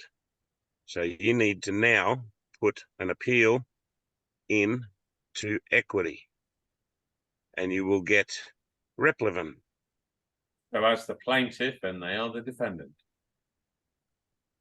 And if what you want is a writ of discovery, and you want the justice to order a specific performance if you want to argue those documents. But what you're looking for really is praying for relief from the court and Replevin, which is where they have to return your property, which, well, you've set it off, but what you've done is the right way. You've settled it with however you settled it, but they've still done the wrong thing and they've used Equity. It's a fucking maxim that Equity will not stand for one who uses common law as a mechanism of fraud, and that's what they're doing. People don't understand equity. They see the piece of paper and says common law division, and they don't read further down where it says equity division because they don't understand concurrent administration of procedure. That's what the court has, any court. Okay, so you've got to push for the higher, like in Supreme Court or whatever. So you're going to magistrate, and that's not even a fucking court. Do you think we should go straight to Norfolk Island? I mean, they're claiming independence. It's not fucking no. It's in the Superior Court, the highest court. Yeah, Norfolk Island on the Supreme Court Act 1939. Highest Supreme Court in Australia is Norfolk Island. New South Wales courts were founded on the 3 Charters of Justice and have those highest courts. I don't know what court you're talking in. I've not Supreme seen. Court Act, I think it's 1939 or 1938. Yes, okay. It's Norfolk Island is the highest court in Australia. Yes. Have you got that instrument? No, I haven't. But I've been with all the groups I've been with. They've all said, because I didn't even know about there was another court other than the fucking High Court, and they said the High Court of Norfolk Island. Supreme Court. You got state Supreme Courts followed by the Federal Supreme Court, and the highest one in I think it's 1939. It might be 38. It's the Australian Act for Supreme Courts, and Norfolk Island is the highest. And if you go and search on the website of which judges, there's 8 judges sit there. So should we not be filing things into the Norfolk Island? If they're judges, that's not the right court. Oh, what? And most of them are registrars. So what? You mean every fucking judge is a registrar? and then they get the fucking low one to sign it for them because they don't want any responsibility. Yep. You know, it's fucking bullshit. You've met up with John at Ballarat, Andy? Oh, fucking yeah. He's a skinny fucker. Looks like a 1980s footy player. Hey, he is switched on. 3 years ago, he got an upload. Do you know what? He couldn't read until about 3 years ago. He is a photographic memory guy. He can look at something and remember it and call it off straight. Even like 20 numbers in a fucking row. Blew me away. He's brilliant. He's now got a case in the court and he's turning up. He's put him on notice. He's done it live in the courtroom. He's also appointed the administration, the judge as the trustee. He did that on the 22nd of April. But, you know, he's busy, he's working, he's got 9, family to look after. And oh, mate, he's got a play toy place. He's on about 2.5 acres on the edge of a lake. He's got a big workshop full of BMX bikes upstairs. He's got fucking that many projects, it's not funny. He's a pretty good sprayer and body worker, and he sells puppies pretty good. And most of the family actually, all share, and it's not like there's 9 little kids around. They're fucking 21, 23, 16, 19. They're all up there helping. Lovely bloke. Being attacked on bench warrants, I think it was, when he was last arrested. But yeah, I went and visited him just after I got evicted. We went down that way on the way towards, down to see the Waifs, because we went to the Waifs concert on the 8th of March. Right. I did mention. Then we did Bright Ocean Road, and then we asked for access to come back and do some work. Because if he's not careful, what happened to you will happen to him. Yeah. So hopefully he's playing it around, but it's not you that's a lot this happening. It's also a lot of other people. But, I would agree with Mike. And even Gemma-Marie Powell, name and shame, she wanted to arrest me and give an infringement that has no basis at law. And I've got that live on the record from Assistant Magistrate David Day. So the infringement should never have been given in the first place. So we now have this evidence. But if we keep pushing and pushing, and you're sitting back, relaxing, having a chuff, having a sip, this is the time we strike, my friend. I haven't got a clue what you're fucking doing because you haven't got your camera on. No, you're all fucking. At least I know what you look like. That's it. In New South Wales, there's a Chancery division. Maybe you should ring those and ask how to take that case. If they have taken your land, they have. You've paid them though, but they've used. So you're after equitable remedy, equitable restitution, because you put in a promissory note, did you not? Who's this, me you're talking to? Yes. Yeah, I put one back in on the first sheriff's notice. Okay, as long as with a letter, I could read it, but I have read it before on a previous Zoom, which basically called them out for my securities. The note had only been given initially to Anthony Brook, the bank manager in Horsham, and I wasn't aware that at the time that the signature was the value of the loan, and I am now, and I claim my securities back, and that was done in affidavit form as well. Yeah. Right. I know. I had to go. I mean, we had a few letters on the alphabet to get out of it. The one that happened was pretty cool. It was a bit cooler than I thought it was going to be, actually. But it's good to get one over the locals that are fucking so horrible that they ring the police, and good to get one over the police that now go, fuck, he's back in there. What's going on? There's 2 links there in the chat there for you. Eh? I'll look into it. There's 2 links in the chat there for you. But I would now go to Equity because they've now taken money twice. Yeah. Do you remember Mary Ann was on a call? I think it was Monday night. You were doing something there, Andy. She's also very good. You can do a W4 and audit the case. Yeah. And she's... Well, in Chancery, that would be a writ of discovery. What we've done through executive orders. Yes. That's gone that's gone through 3 grand juries. 3 grand juries. One has said that the repossession shouldn't happen. Another one has said that there's going to be charges and it's they put an estoppel on it and called it a crime scene because they could see the fraud. And then it happened and we got repossessed. And now they've fucking put some fucking whopping great bills out there and they're all online. 100,000 per officer that was on this ground, $500,000 to the fucking bank. So I feel I'm in good company. I can afford, I love what I do. I make shit.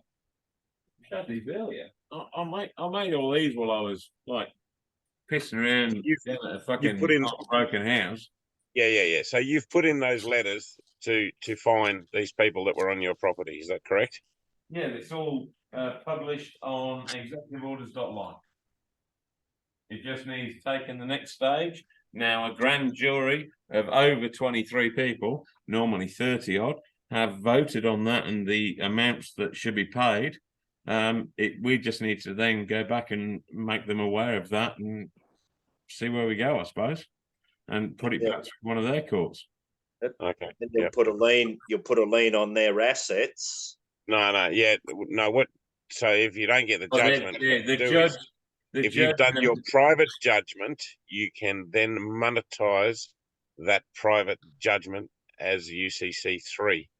UCC 3 addendum is about 6 uses, not just for adding shit to the UCC 1.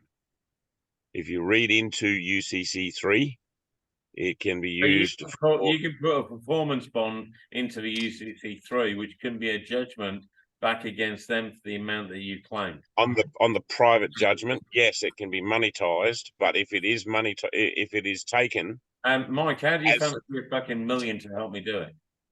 I mean, $1 million would be useful on fucking 100 acres in Queensland, wouldn't it? What? You do your look up UCC 3, the addendum. I've done it. You're commercializing your private judgment. It becomes a note. If they trade on it, then it starts paying you for it, whether they fucking coughing up for a legal judgment or not. Yeah. Yeah, so list the promise. You monetize. UCC 3 addendum, list the, I got you. List these court orders on there. Yeah, okay. No, you list your private judgment. You can then enter it for if you want and get a full judgment and then get a writ, like a full on legal judgment on your processes. Okay, that once you've got judgment on them, you get a writ, or you get the sheriff to turn that into a writ, and he will start taking property, or to the value of, or you create a bond for that value on those judgments, and then you put them on UCC as an addendum on UCC 1 or PPSR, and somebody may take the bite and trade with them, and you start getting paid. You're commercializing the lien. You're monetizing your instrument. That's going to work in this system, but a lot of people are talking about there's going to be a system change. Well, yeah, a lot of people talk about a lot of shit, so you just look after your backyard in the fucking minute, okay? Sorry, I just had to throw that in there, bro. Oh, you dream on and do the hopeful and Nasara fucking all the shit that comes out on all the distraction, and you can sit back and wait for any of that to happen, or you can understand the commercial lean process, where your judgment is monetized and put on as public notice, which is PPSR or UCC, is purely public notice of an interest in a title.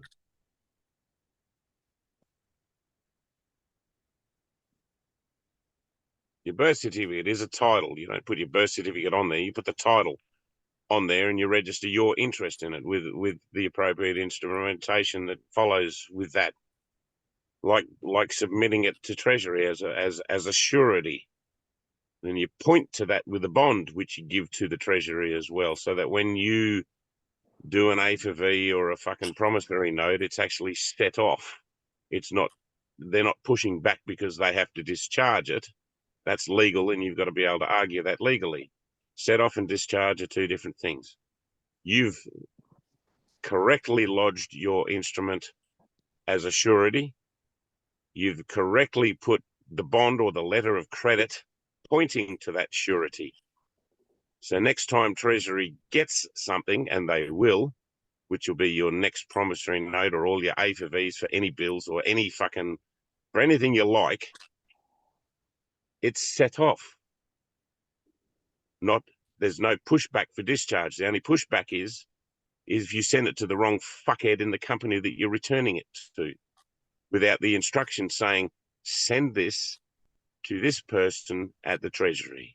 And this system, what you're talking about now, I see as a system that could work, because the people that have fucking woken up and learned this would then be able to share their love with the community and not be in this. Yeah. Look, fuck the community. Concentrate on yourself first and set up your own instrument.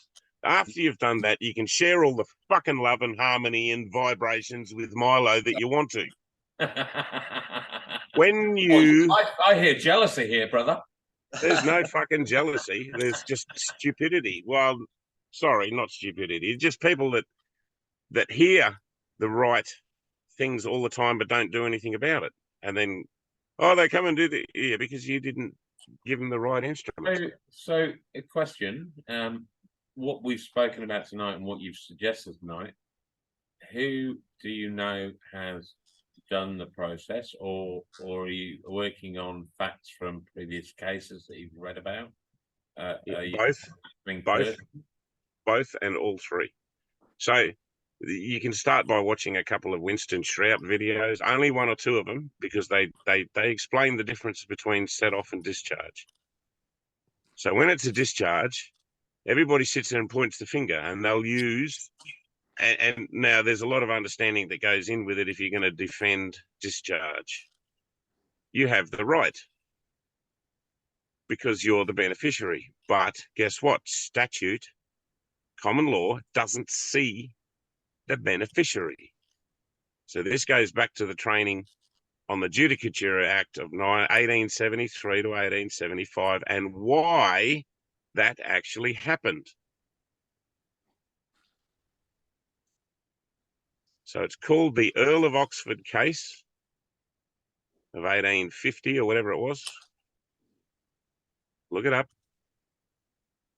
And it led to the Judicature Act of 1873 to 1875 because the fucking Chancery was too busy. It was an itinerant. So it never got put through until 1875. But that's when the Judicature Act went through as a bill in Parliament. And that was to amalgamate procedure only. Any court, to relieve the Court of Chancery, higher judges had procedure and could deal with some of the cases. They had the power and the procedure to act in equity. And that's moved to people thinking that, equity and common law amalgamated. So if you look in Australia, they will say a concurrent jurisdiction, and they're wrong. But you only as a subject can call or grandfather laws under common laws of England and laws of England under the Westminster legal system, which is sections 1 to 9 of where it was established in Australia, of the Australian Constitution, 1900.UK. Look it up. Yep, I got it here in front of me. There's your fucking Constitution on the UK website, enacted. It's to be read twice. The first sections 1 to 9 are the establishment of Westminster law in Australia, never repealed.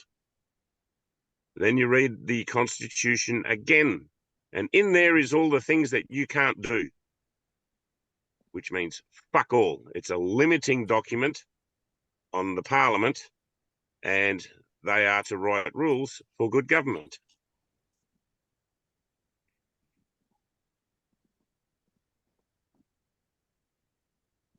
So you look up what equity chancery courts we have here, and you take your case to them, and you pray for relief. You learn equity.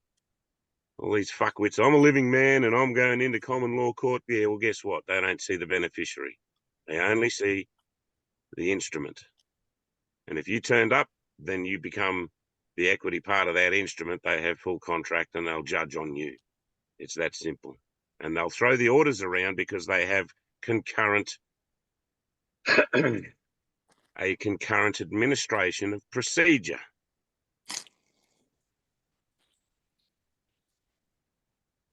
So in Gibson's Suits in Chancery, from page 4, foundational, tells you this story all the way through to what they have now.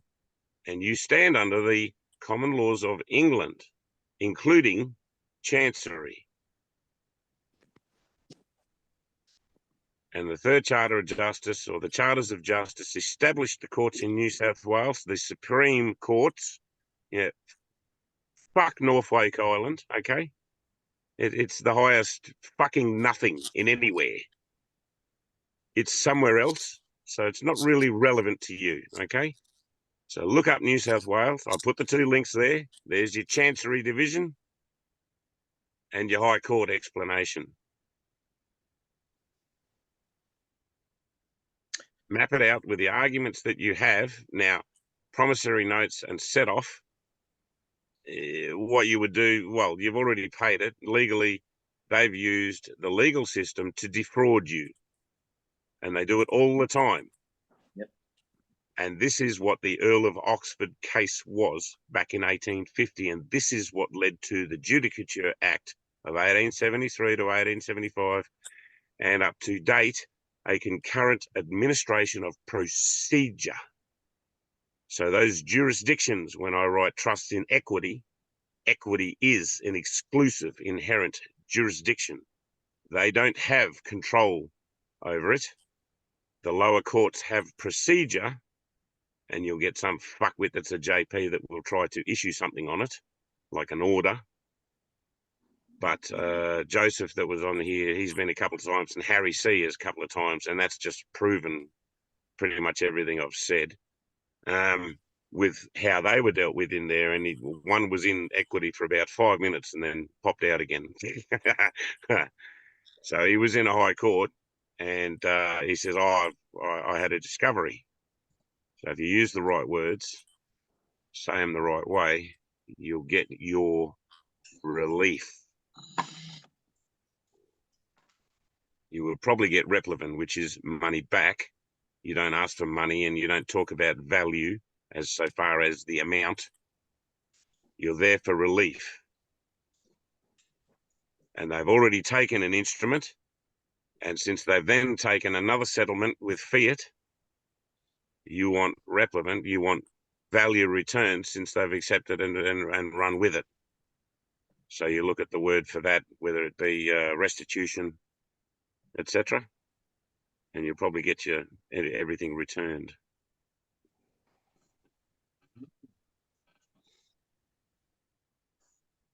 And look it up.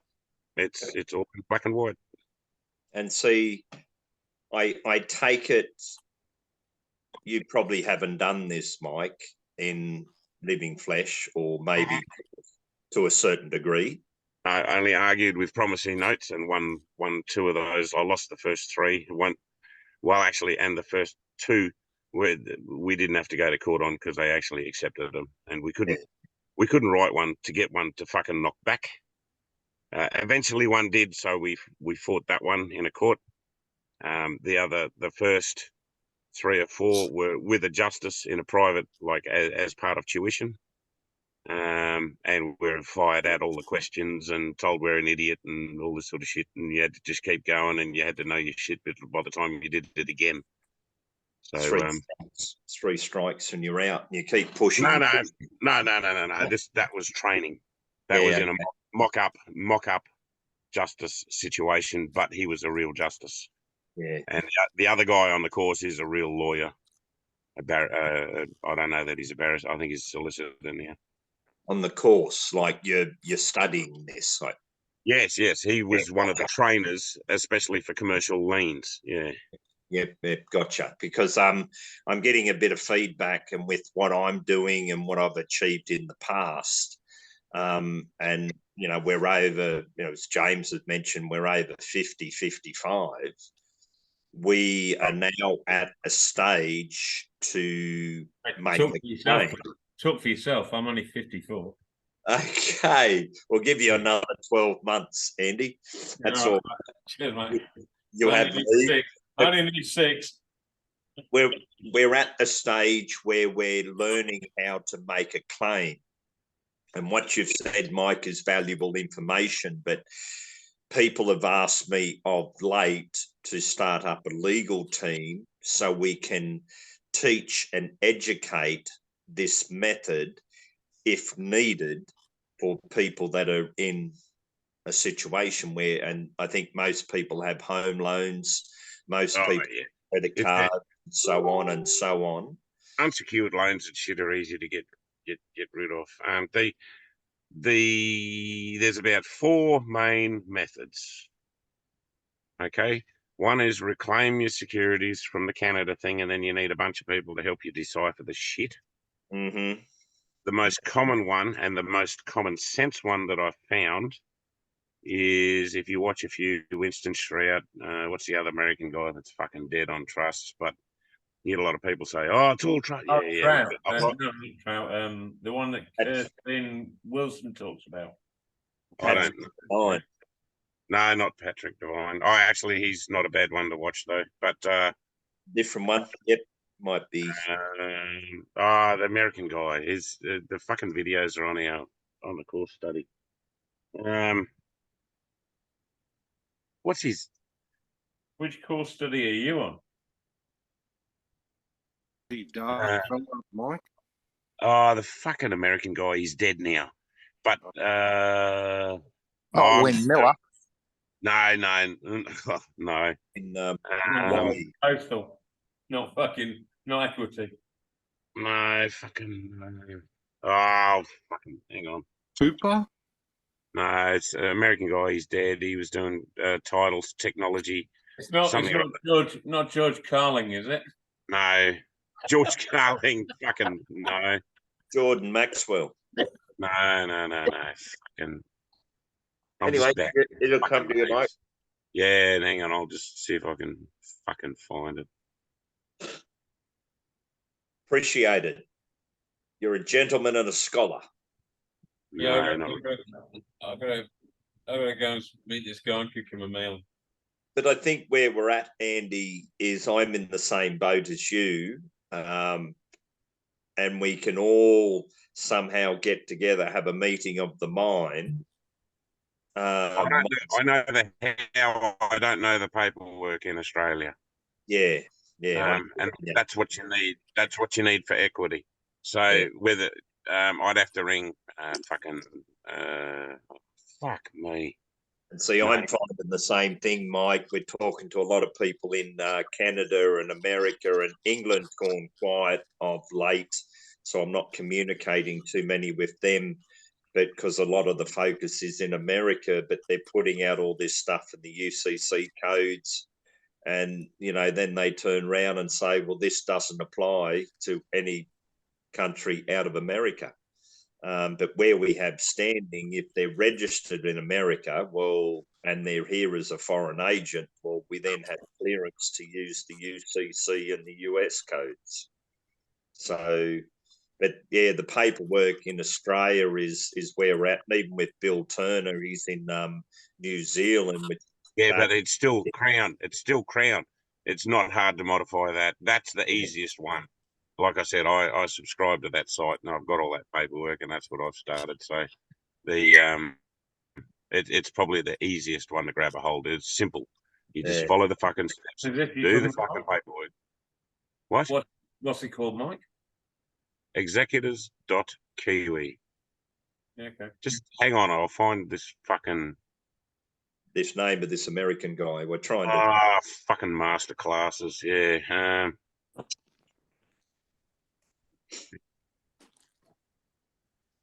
Because if it's okay with you, Andy, you know, I'm not asking for an answer tonight, but if we get together and there's a few other people that have tried to take a case into the Supreme Courts, but it looks like it's not the correct court. And as Mike has mentioned, it's got to be an equity court. Well, you're a living man.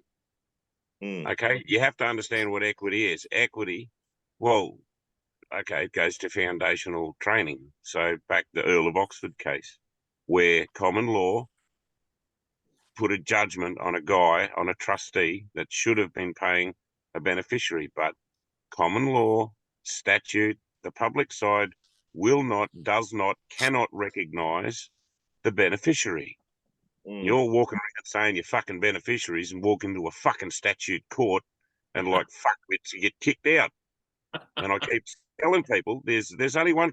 You need to put an abatement for jurisdiction, and when they go, what, you know, you'll make their eyes pop, because the only place you can be seen is in an equity. Oh, well, if it's not contract and equity, which is admiralty, you need to go to Chancery. That's it. There's no other place. So what you primarily do is you inchoate instrument, as Bill Turner says, the Bible. You turn the other cheek. One could be 3 times. Oh, but we've done that. Well, up to 70 times.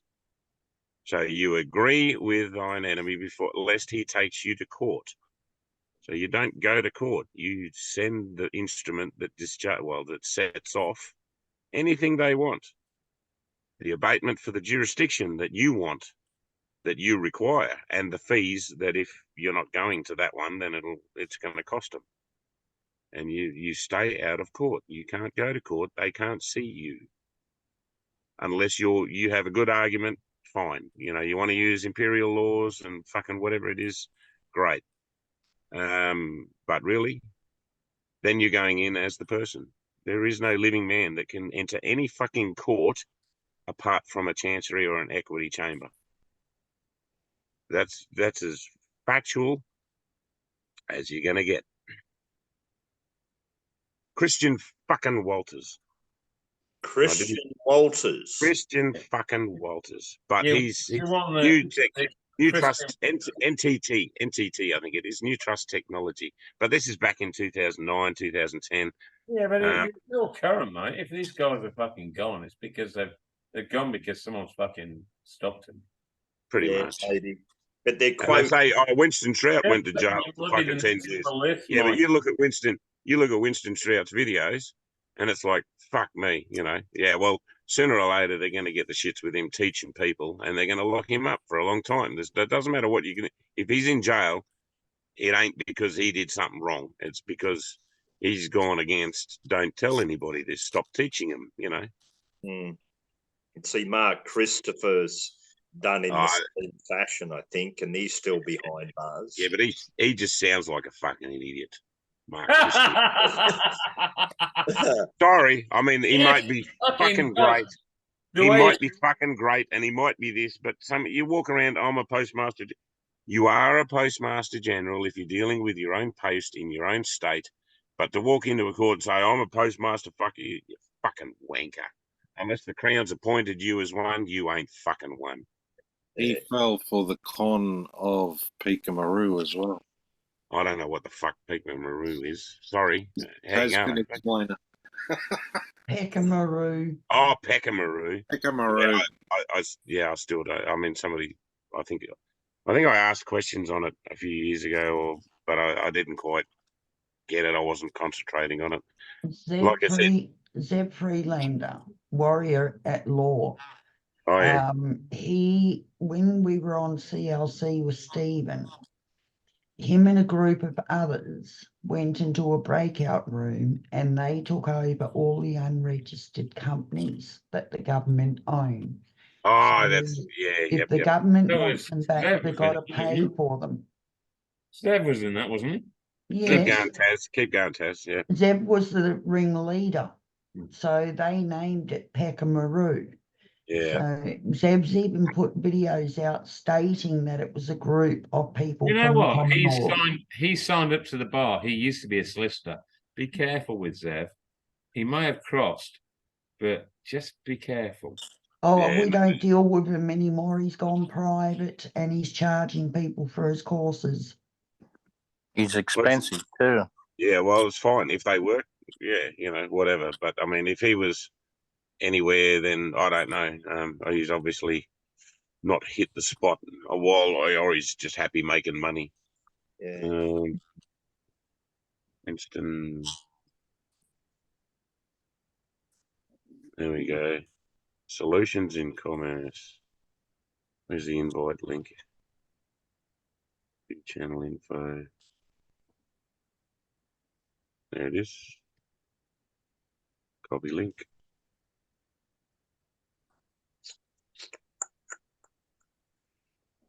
But anyway, we'll see the gatekeepers. No, well, no, you'll be writing to them, but they're not really so much gatekeepers when you write to them the right way and do the right thing. They're only gatekeepers when fuckwits try to converse with them. I'm talking about Mark Christopher and. Oh yeah, well, sorry, I don't know him. I've got a million emails. I don't know him either.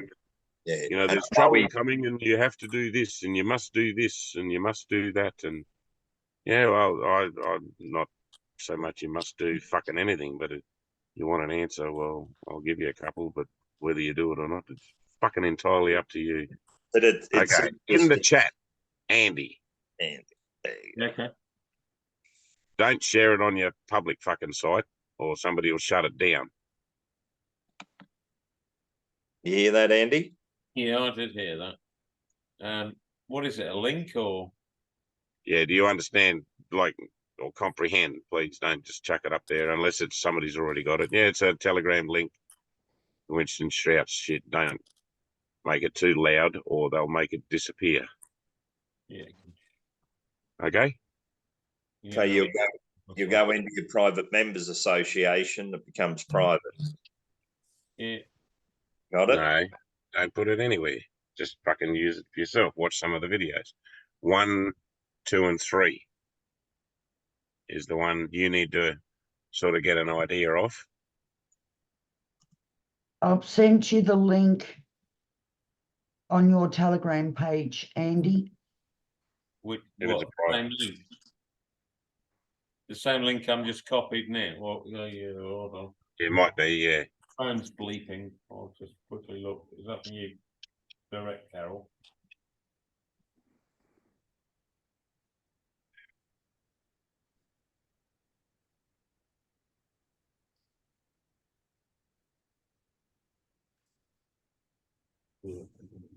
I think he's dead now, so don't bother asking anybody questions on that site. Yes.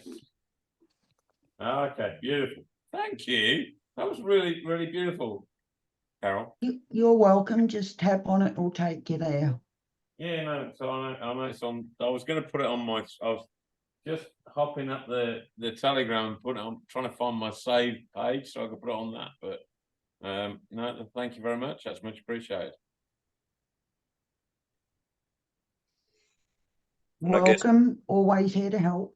Yeah. But look at the understanding of the video, not what he's teaching, but Well, yeah, what he's teaching, not what he's doing. I know it's sort of weird, but anyway, like you watch a video and you take away 2 or 3 points. These are an hour long or however long they fucking are, but he runs through what the surety is and what he would suggest that you do with it, and so on and so forth. But it's the understanding of the set off and discharge. Yeah. That's the only lesson that I took from that. The rest of it is done through Executus Kiwi, because that's the easiest one to convert for here. That's Bill Turner's site, is it? That is Bill Turner's site. And again, there's a forum there, but you don't get much sense bar, just follow the instructions. So, yeah. Well, the instructions are there too.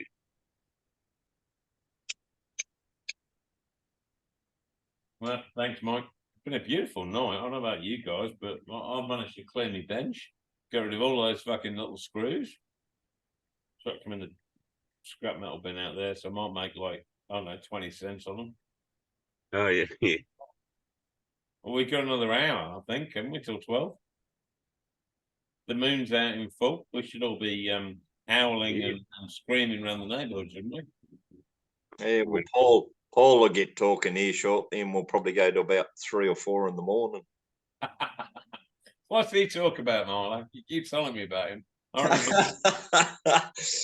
He's not piping up, so I can't lose slips or sink ships.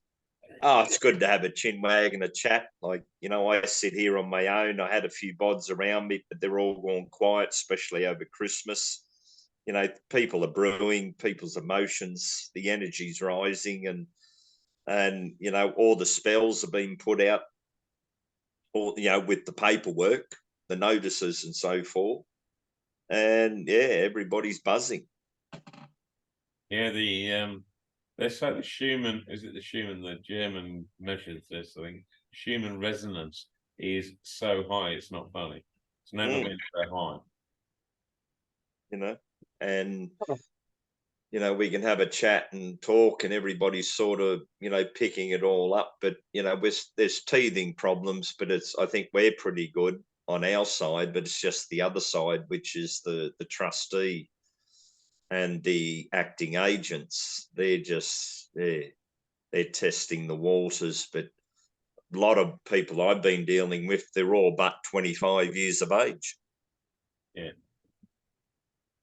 But if you do get an old dog that may have the credentials to do what we need, they may turn around and say, nah, not doing it. And they have that right to do so. So it's good to get someone that's young, that's naive, and you could sort of put them across, which I've done. With a 25-year-old register and a 25-year-old bank manager. But then they realise what's going on, and then they bring the old dogs in, and somehow they change the goalposts. So, what I mentioned about the poster suite, there's feedback from the law group in Queensland with Longfeather, and they're saying, we've tried that, and the post office said, no, we're not doing it. So it's working for some and not working for others. But again, the main thing is how we present ourselves and how you go about it. And the key word, I will back up with what Mike said, it's procedure.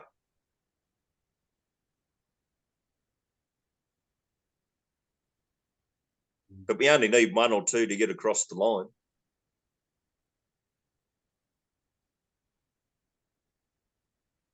Yep. And then, James is here. I can't say anything, but if he gets all his money, we'll go up and camp at his place. And we'll go fishing. I think it, yeah, well, James or Mel. I think his name's Mel, isn't it? I don't know. She's beautiful. She's pushing out a lot of stuff on what they're doing. But, again, I sort of go about my business as nothing's changed, and I do the bill of exchange, or, to the best I can. You know, and if there's a dream for tomorrow that all's going to change and we're going to get the money and it's all going to come back and da da da. And I go, well, you know, I've been waiting for that for the last 3 years and it's still not here. But we're pushing forward, so I just keep doing what we're doing. Mate, Yeah, it took hundreds of years to put us into this much slavery. You think it's only going to take 3 years to get out? You only woke up 3 years ago. That's why you started looking. They're fucking shits, mate. They've done a fucking good job. I'll give them high five, mate. Yeah, but you know they give us at the lowest frequency, but we're now rising and we're now vibrating higher, and we could see through their crap. You know, we're not being tricked anymore. For sure. We're not being conned. We're not being hypnotized. But this would be whether you guys are across the 5G. I think it was on the 16th of April, a guy in America put out a satellite. If Maz is here, he might be of interest. Is Maz on? No, that's it. Like he's on? No, he's not here. Anyway, I'll have to catch up with him later. He put out a video, did a satellite. He said all the cell towers are buzzing, more so than ever. How does he know they're buzzing? He's done a satellite. He could see the infrared. Well, they're hot. So he's checking for heat on the map. Microwaves. Yep. He reads microwaves. Yeah, I can't remember which one it is now. There is a map that you can see it on. Yeah. They are doing something because I go to the library to type up me documents and shit, and they got a tower less than 100 yards away, and I spend more than 5 hours there. It fucks with me head. It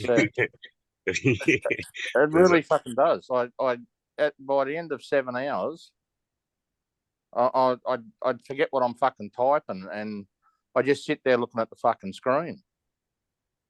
And I go home and I got a headache, and I just don't feel 100%.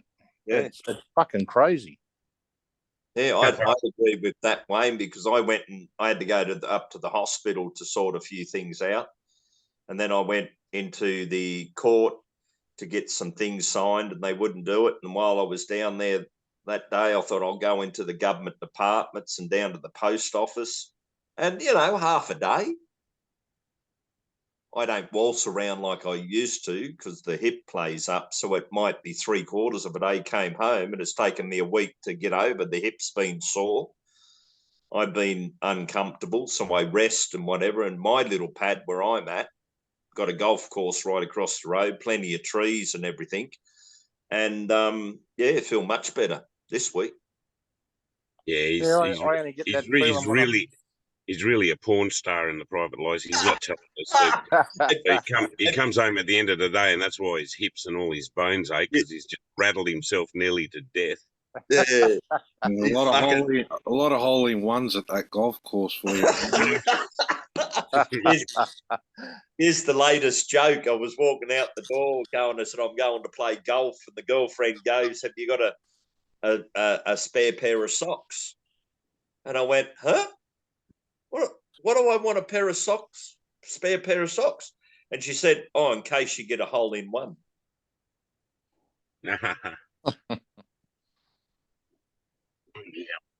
Going to play golf. What about Ben Doon and Phil McCavity? Mick's must have seen my fucking pornos I've got up there.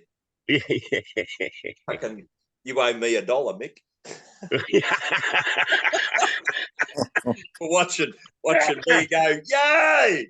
Yeah, no, there was no copyright. It was copyright. Must have been on Pornhub or something, or whatever you call it. RedTube, yeah, in a relationship with RedTube, yeah. I thought it might have been on Facebook. That's when it's getting a bit personal. But yeah, anyway, fun and games. I'm hearing now. But anyway, I thought, oh, maybe he's put out. I don't know what the cell towers. He only did it over in America, but He said that was on the 16th and the 17th and the 18th. And he said, oh, I just thought I'd better share this with a few people. And it popped up in front of my screen. Have you got a picture of it that you can share, have you? I should. I could probably do that. I can put a link up. Whether I can do a screen share, we can probably watch it. No, link is good, yeah. That way anybody can sort of reference it in the... Yeah, well, I thought I'd get it down because Maz would be right up his alley, what he does with the weather map.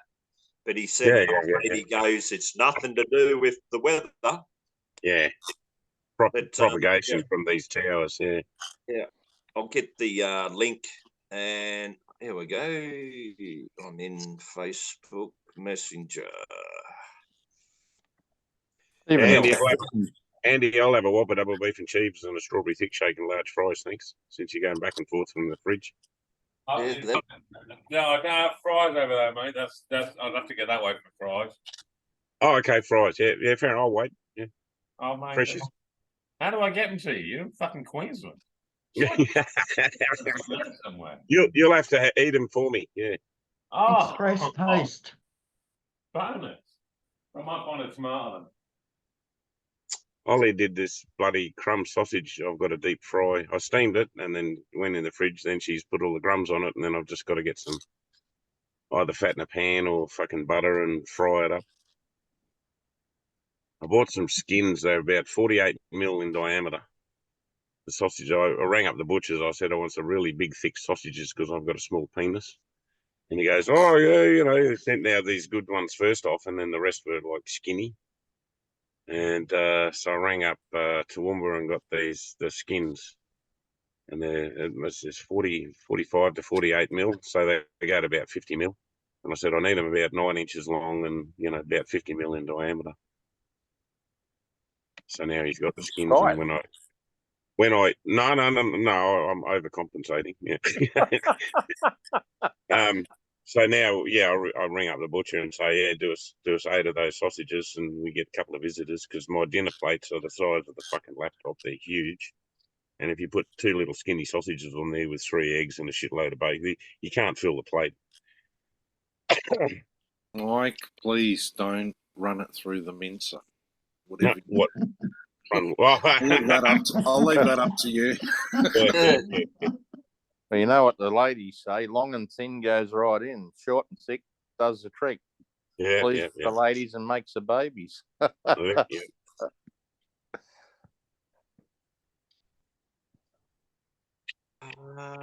that'd be a message. Yeah, I'm just trying to find this link. Bear with me.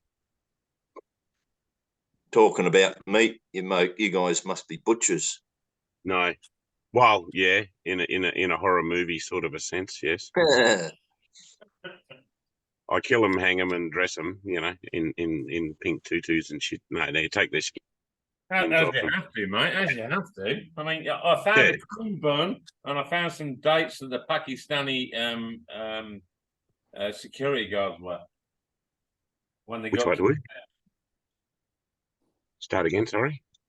You asked me what I didn't get chips in the end. I got a bit of cream bun, and I got nice.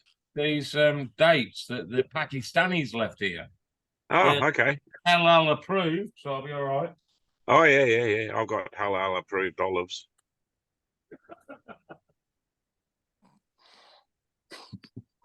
And sourdough bread. So I fry that in butter and then bake it so it gets nice and sort of crispy, and then I put about a half-inch layer of marmalade on it.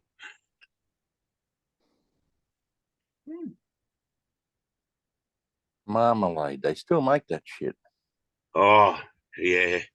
That now, all this corruption and corporation shit is nothing. If they actually stopped making marmalade, that there would be trouble. I'd still be able to get it.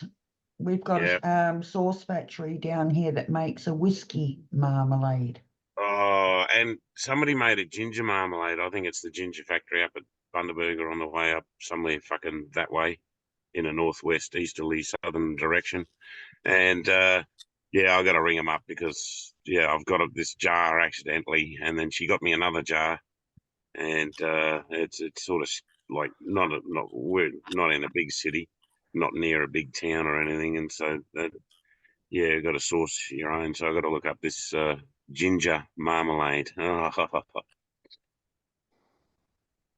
Bloody marmalade. You're showing your age there. The marmalade and marmalade.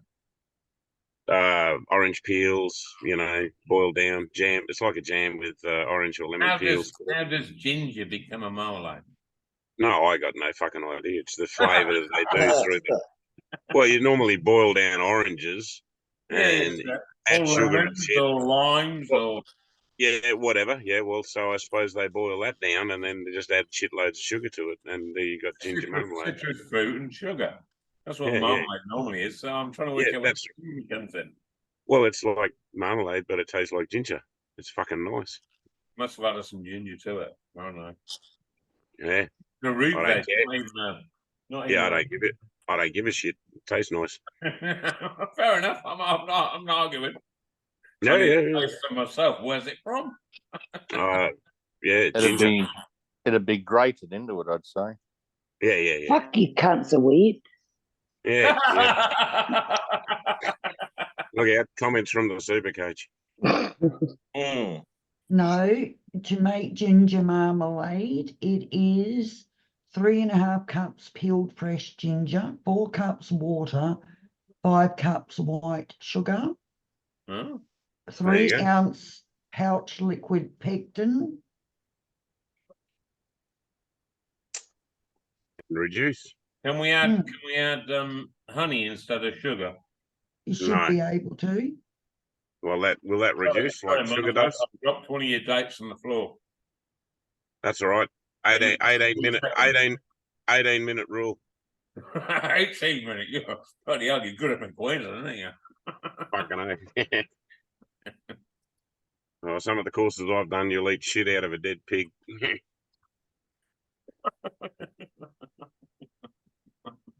I don't even want to comprehend that one.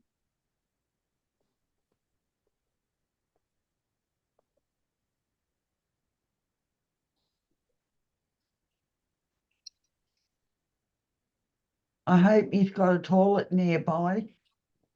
Oh, boy, whatever. Oh, dates. She's just eyeing off your date, Andy. Is she? What you do? Me too. We're just. Your ass one, you're getting your thumb like that and you're sticking up your ass. Yeah. Solves all the problems. How much is that worth, Milo? If Mike already owes you $1. Owes me another $1. Geez, I'm getting rich tonight. Do you take requests besides fuck Can off? I borrow $2? Can you put some fishnet stockings on when you do it? Oh well, only if you do my makeup. Yeah, fair enough. Yeah. I've already told you about one of my nephews, haven't I? Yeah,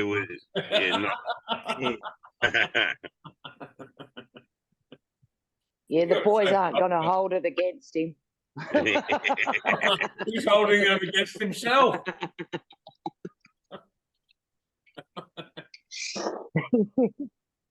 Oh my God. I might say good night to all you lovely people. Yeah, No worries, Wayne. I'm starting to get a cracked neck from it smacking forward when I'm nodding. Or laughing. Oh, you're in agreement then. I've woken up before I started snoring. Oh, fucking hell. Yeah, the dozing off, yeah. Suddenly waking up with that falling off your chair feeling, yeah. Oh, usually I'm laying on the lounge thing here. I sit on the edge, like lay on the edge of it while I'm on the phone here listening to everything. And I nod off. And I go forward and hit my head on the fucking table that's in front of it. We want proof that it didn't happen. You need more pillows. I did it on Monday night. I think, Monday night it was. The one you didn't hear. Trying to say that we're boring. Nah, well, it goes too late. Fucking nice. Tell the Go truth, slow. Wayne. You're on the receiving end, mate.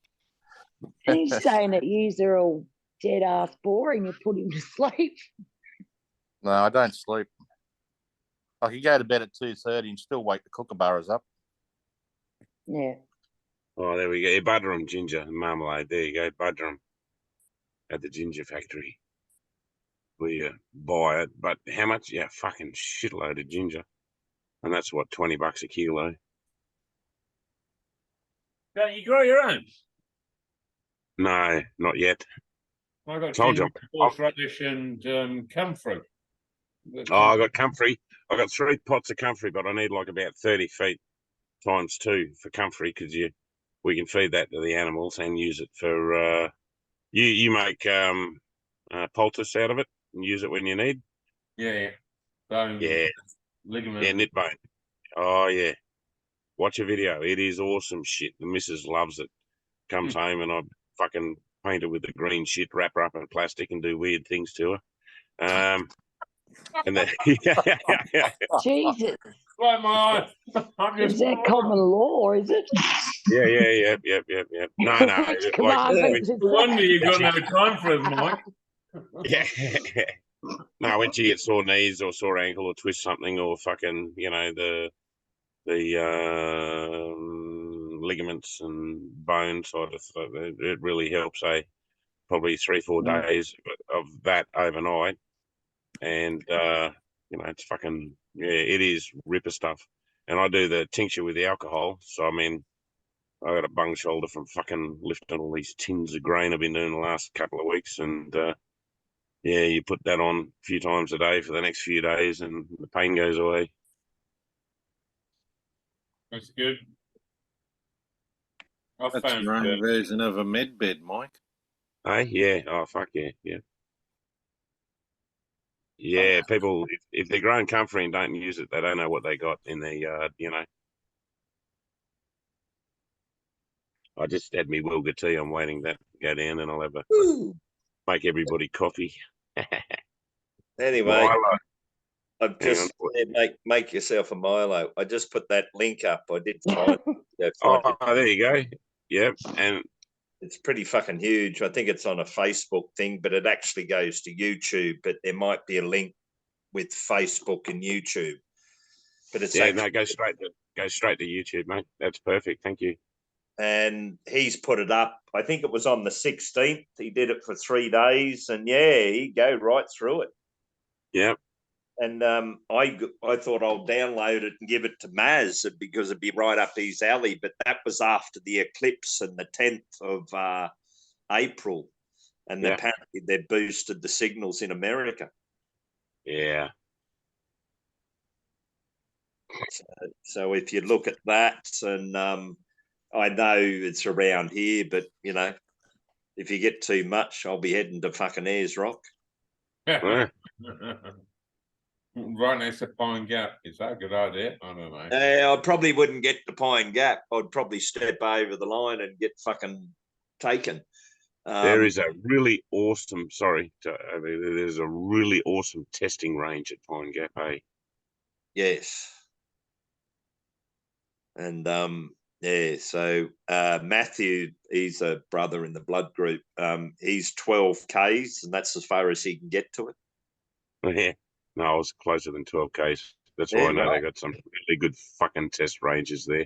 They got some really interesting weapons there as well. Only from scale. No, it's a fucking monitoring station. That's all it is. Just receives, not much in the way of transmitting. But all signals, the signals directorate and shit like that's tied in. And the fucking Americans. You would have been in the force by then. In the what? No, then I was. Yeah, only as an instructor for something else. But no, I had nothing to do with anything that goes on there apart from the training ground that was there and some of the weapons that we were like, when new weapons come out, they take them and they flog the shit out of them before they issue them, and then they get flogged out of, and then they come out with amendments. So the amendments get tested all over the place.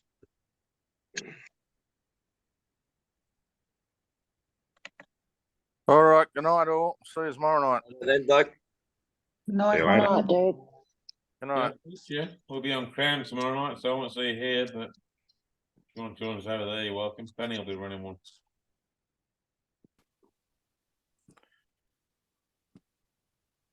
What a beautiful Anzac Day. Good night. What have you? Which who? What when? I was not. Well, I'll be on. Well, we have a Friday night meeting. Yeah. So, I'm lining up for Monday, mate, for just the PMA. Have a chat about the trust and Yep. I'll be looking at a bit of that tomorrow and the next day. Yeah, so I'll hit you a link for Monday, bro. All Yep. good. God bless you. Thank you very much for your time. You're beautiful, man. Thanks. Night, Marlo. Night, Carol. Night, Paul. Oh, you going? Yeah, I'm. Well, You slack ass. Well, it's past Very, 10. very. someone else has left them there. I don't know. Is it time to shut it up, or we got a bit? No, we're not like Stephen Lumbury or You- anyone else. You can close it off if you can close it all off if you want. Catch you later. I haven't got control. Carol's got control, so I'm just. You wait until Paul gets going. I can make Shut up, Paul. We can't get a fucking word in. That's I it. know. That's why I asked him for chips. That's why I asked him for chips. I didn't know he was piking out, and that's why he didn't cook me any chips. I can make a couple of bracelets while you're watching. If you want, I'll put myself in mute. Huh? Wind up there. Yeah, I reckon it'll work. Actually, have you got any Zippos there? I need a Zippo cover out of thick copper. Yeah, I've got one. Have you got? Yeah, well, the insert. So that's the mold. So the case is what I want. The flip top case lid. All right. Yeah, but out of the thicker, the tube. Yeah. I picked up another Armour. Oh, here we go. Where are we? Video. This one was electronic, but it's a hollow tube. Oh yeah. No, I picked up this, but I get the twin jet insert, the Zippo one, but I'm going to get one of those other ones from the UK or wherever it was. Oh, yeah. But that's an Armour case, so they're about 1.5 the thickness of a normal Zippo. But I want one out of copper.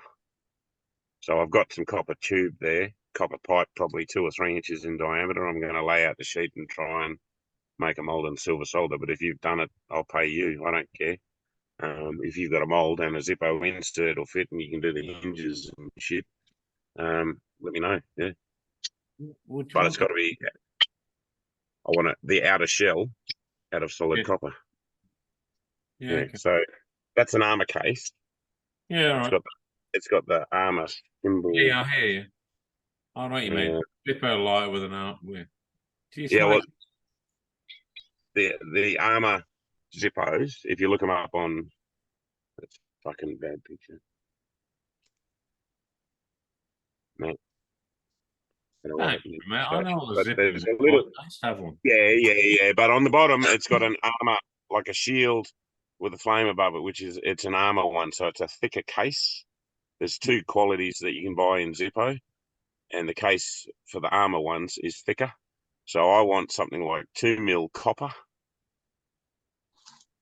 as a solid copper, because copper wears quicker than obviously brass and chrome, and while chrome actually slows the wearing down.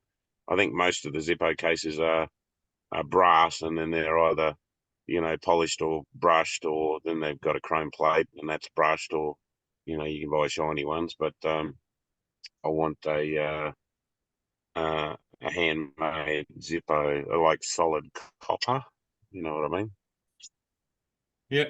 Anyway, just because I like copper and I like stainless steel. All good. There you go. I got oxy and silver solder, but I'll have to make a cut of metal block as a mold to then shape the copper and then start silver soldering it together type thing. But I don't know if you're doing that already and if it's easier for you. Yeah, so that's old already. Yeah. You get into making copper cups. Andy? Oh yeah.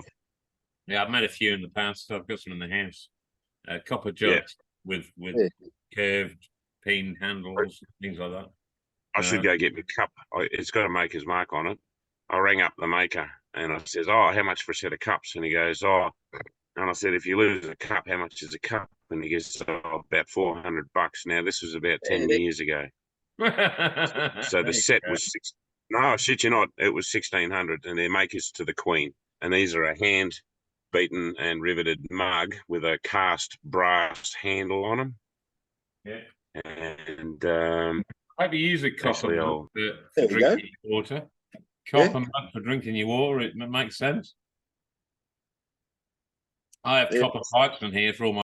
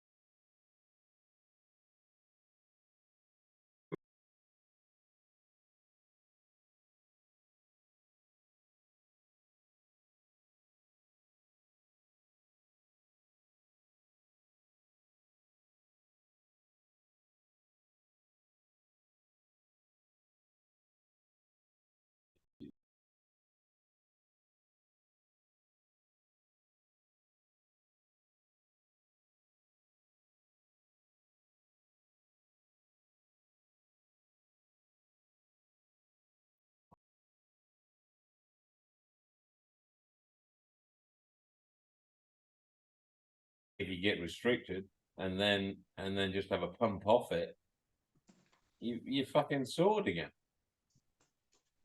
And while we're on the Zoom, this bloke fucking shouted out and said, "Where are you?" And she said, "Down in such and such in Western Australia." He said, "I'm a plumber. Andy's idea will work. I've got a tank. I'll bring it down tomorrow." So the girl gets fucking sawed out in one hit. I was really chuffed. Really fucking chuffed.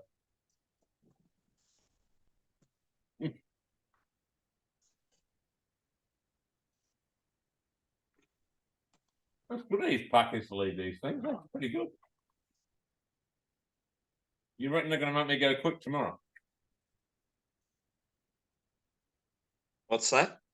Well, no, someone said if I was eating dates that I might be going quick tomorrow. Oh, if you need to. I'm pretty regular as it is, so it's good.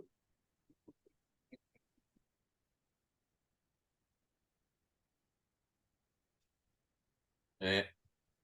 I'm there as well, mate. All good. All right.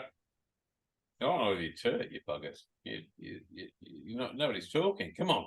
Come on. Who's out there? AJ? Paul? Lucy? Percy? You just still recording? Carol, you gonna sleep? You're still recording. I know I am. I can stop her. I'll stop it, shall I? It's been a very, very useful meeting.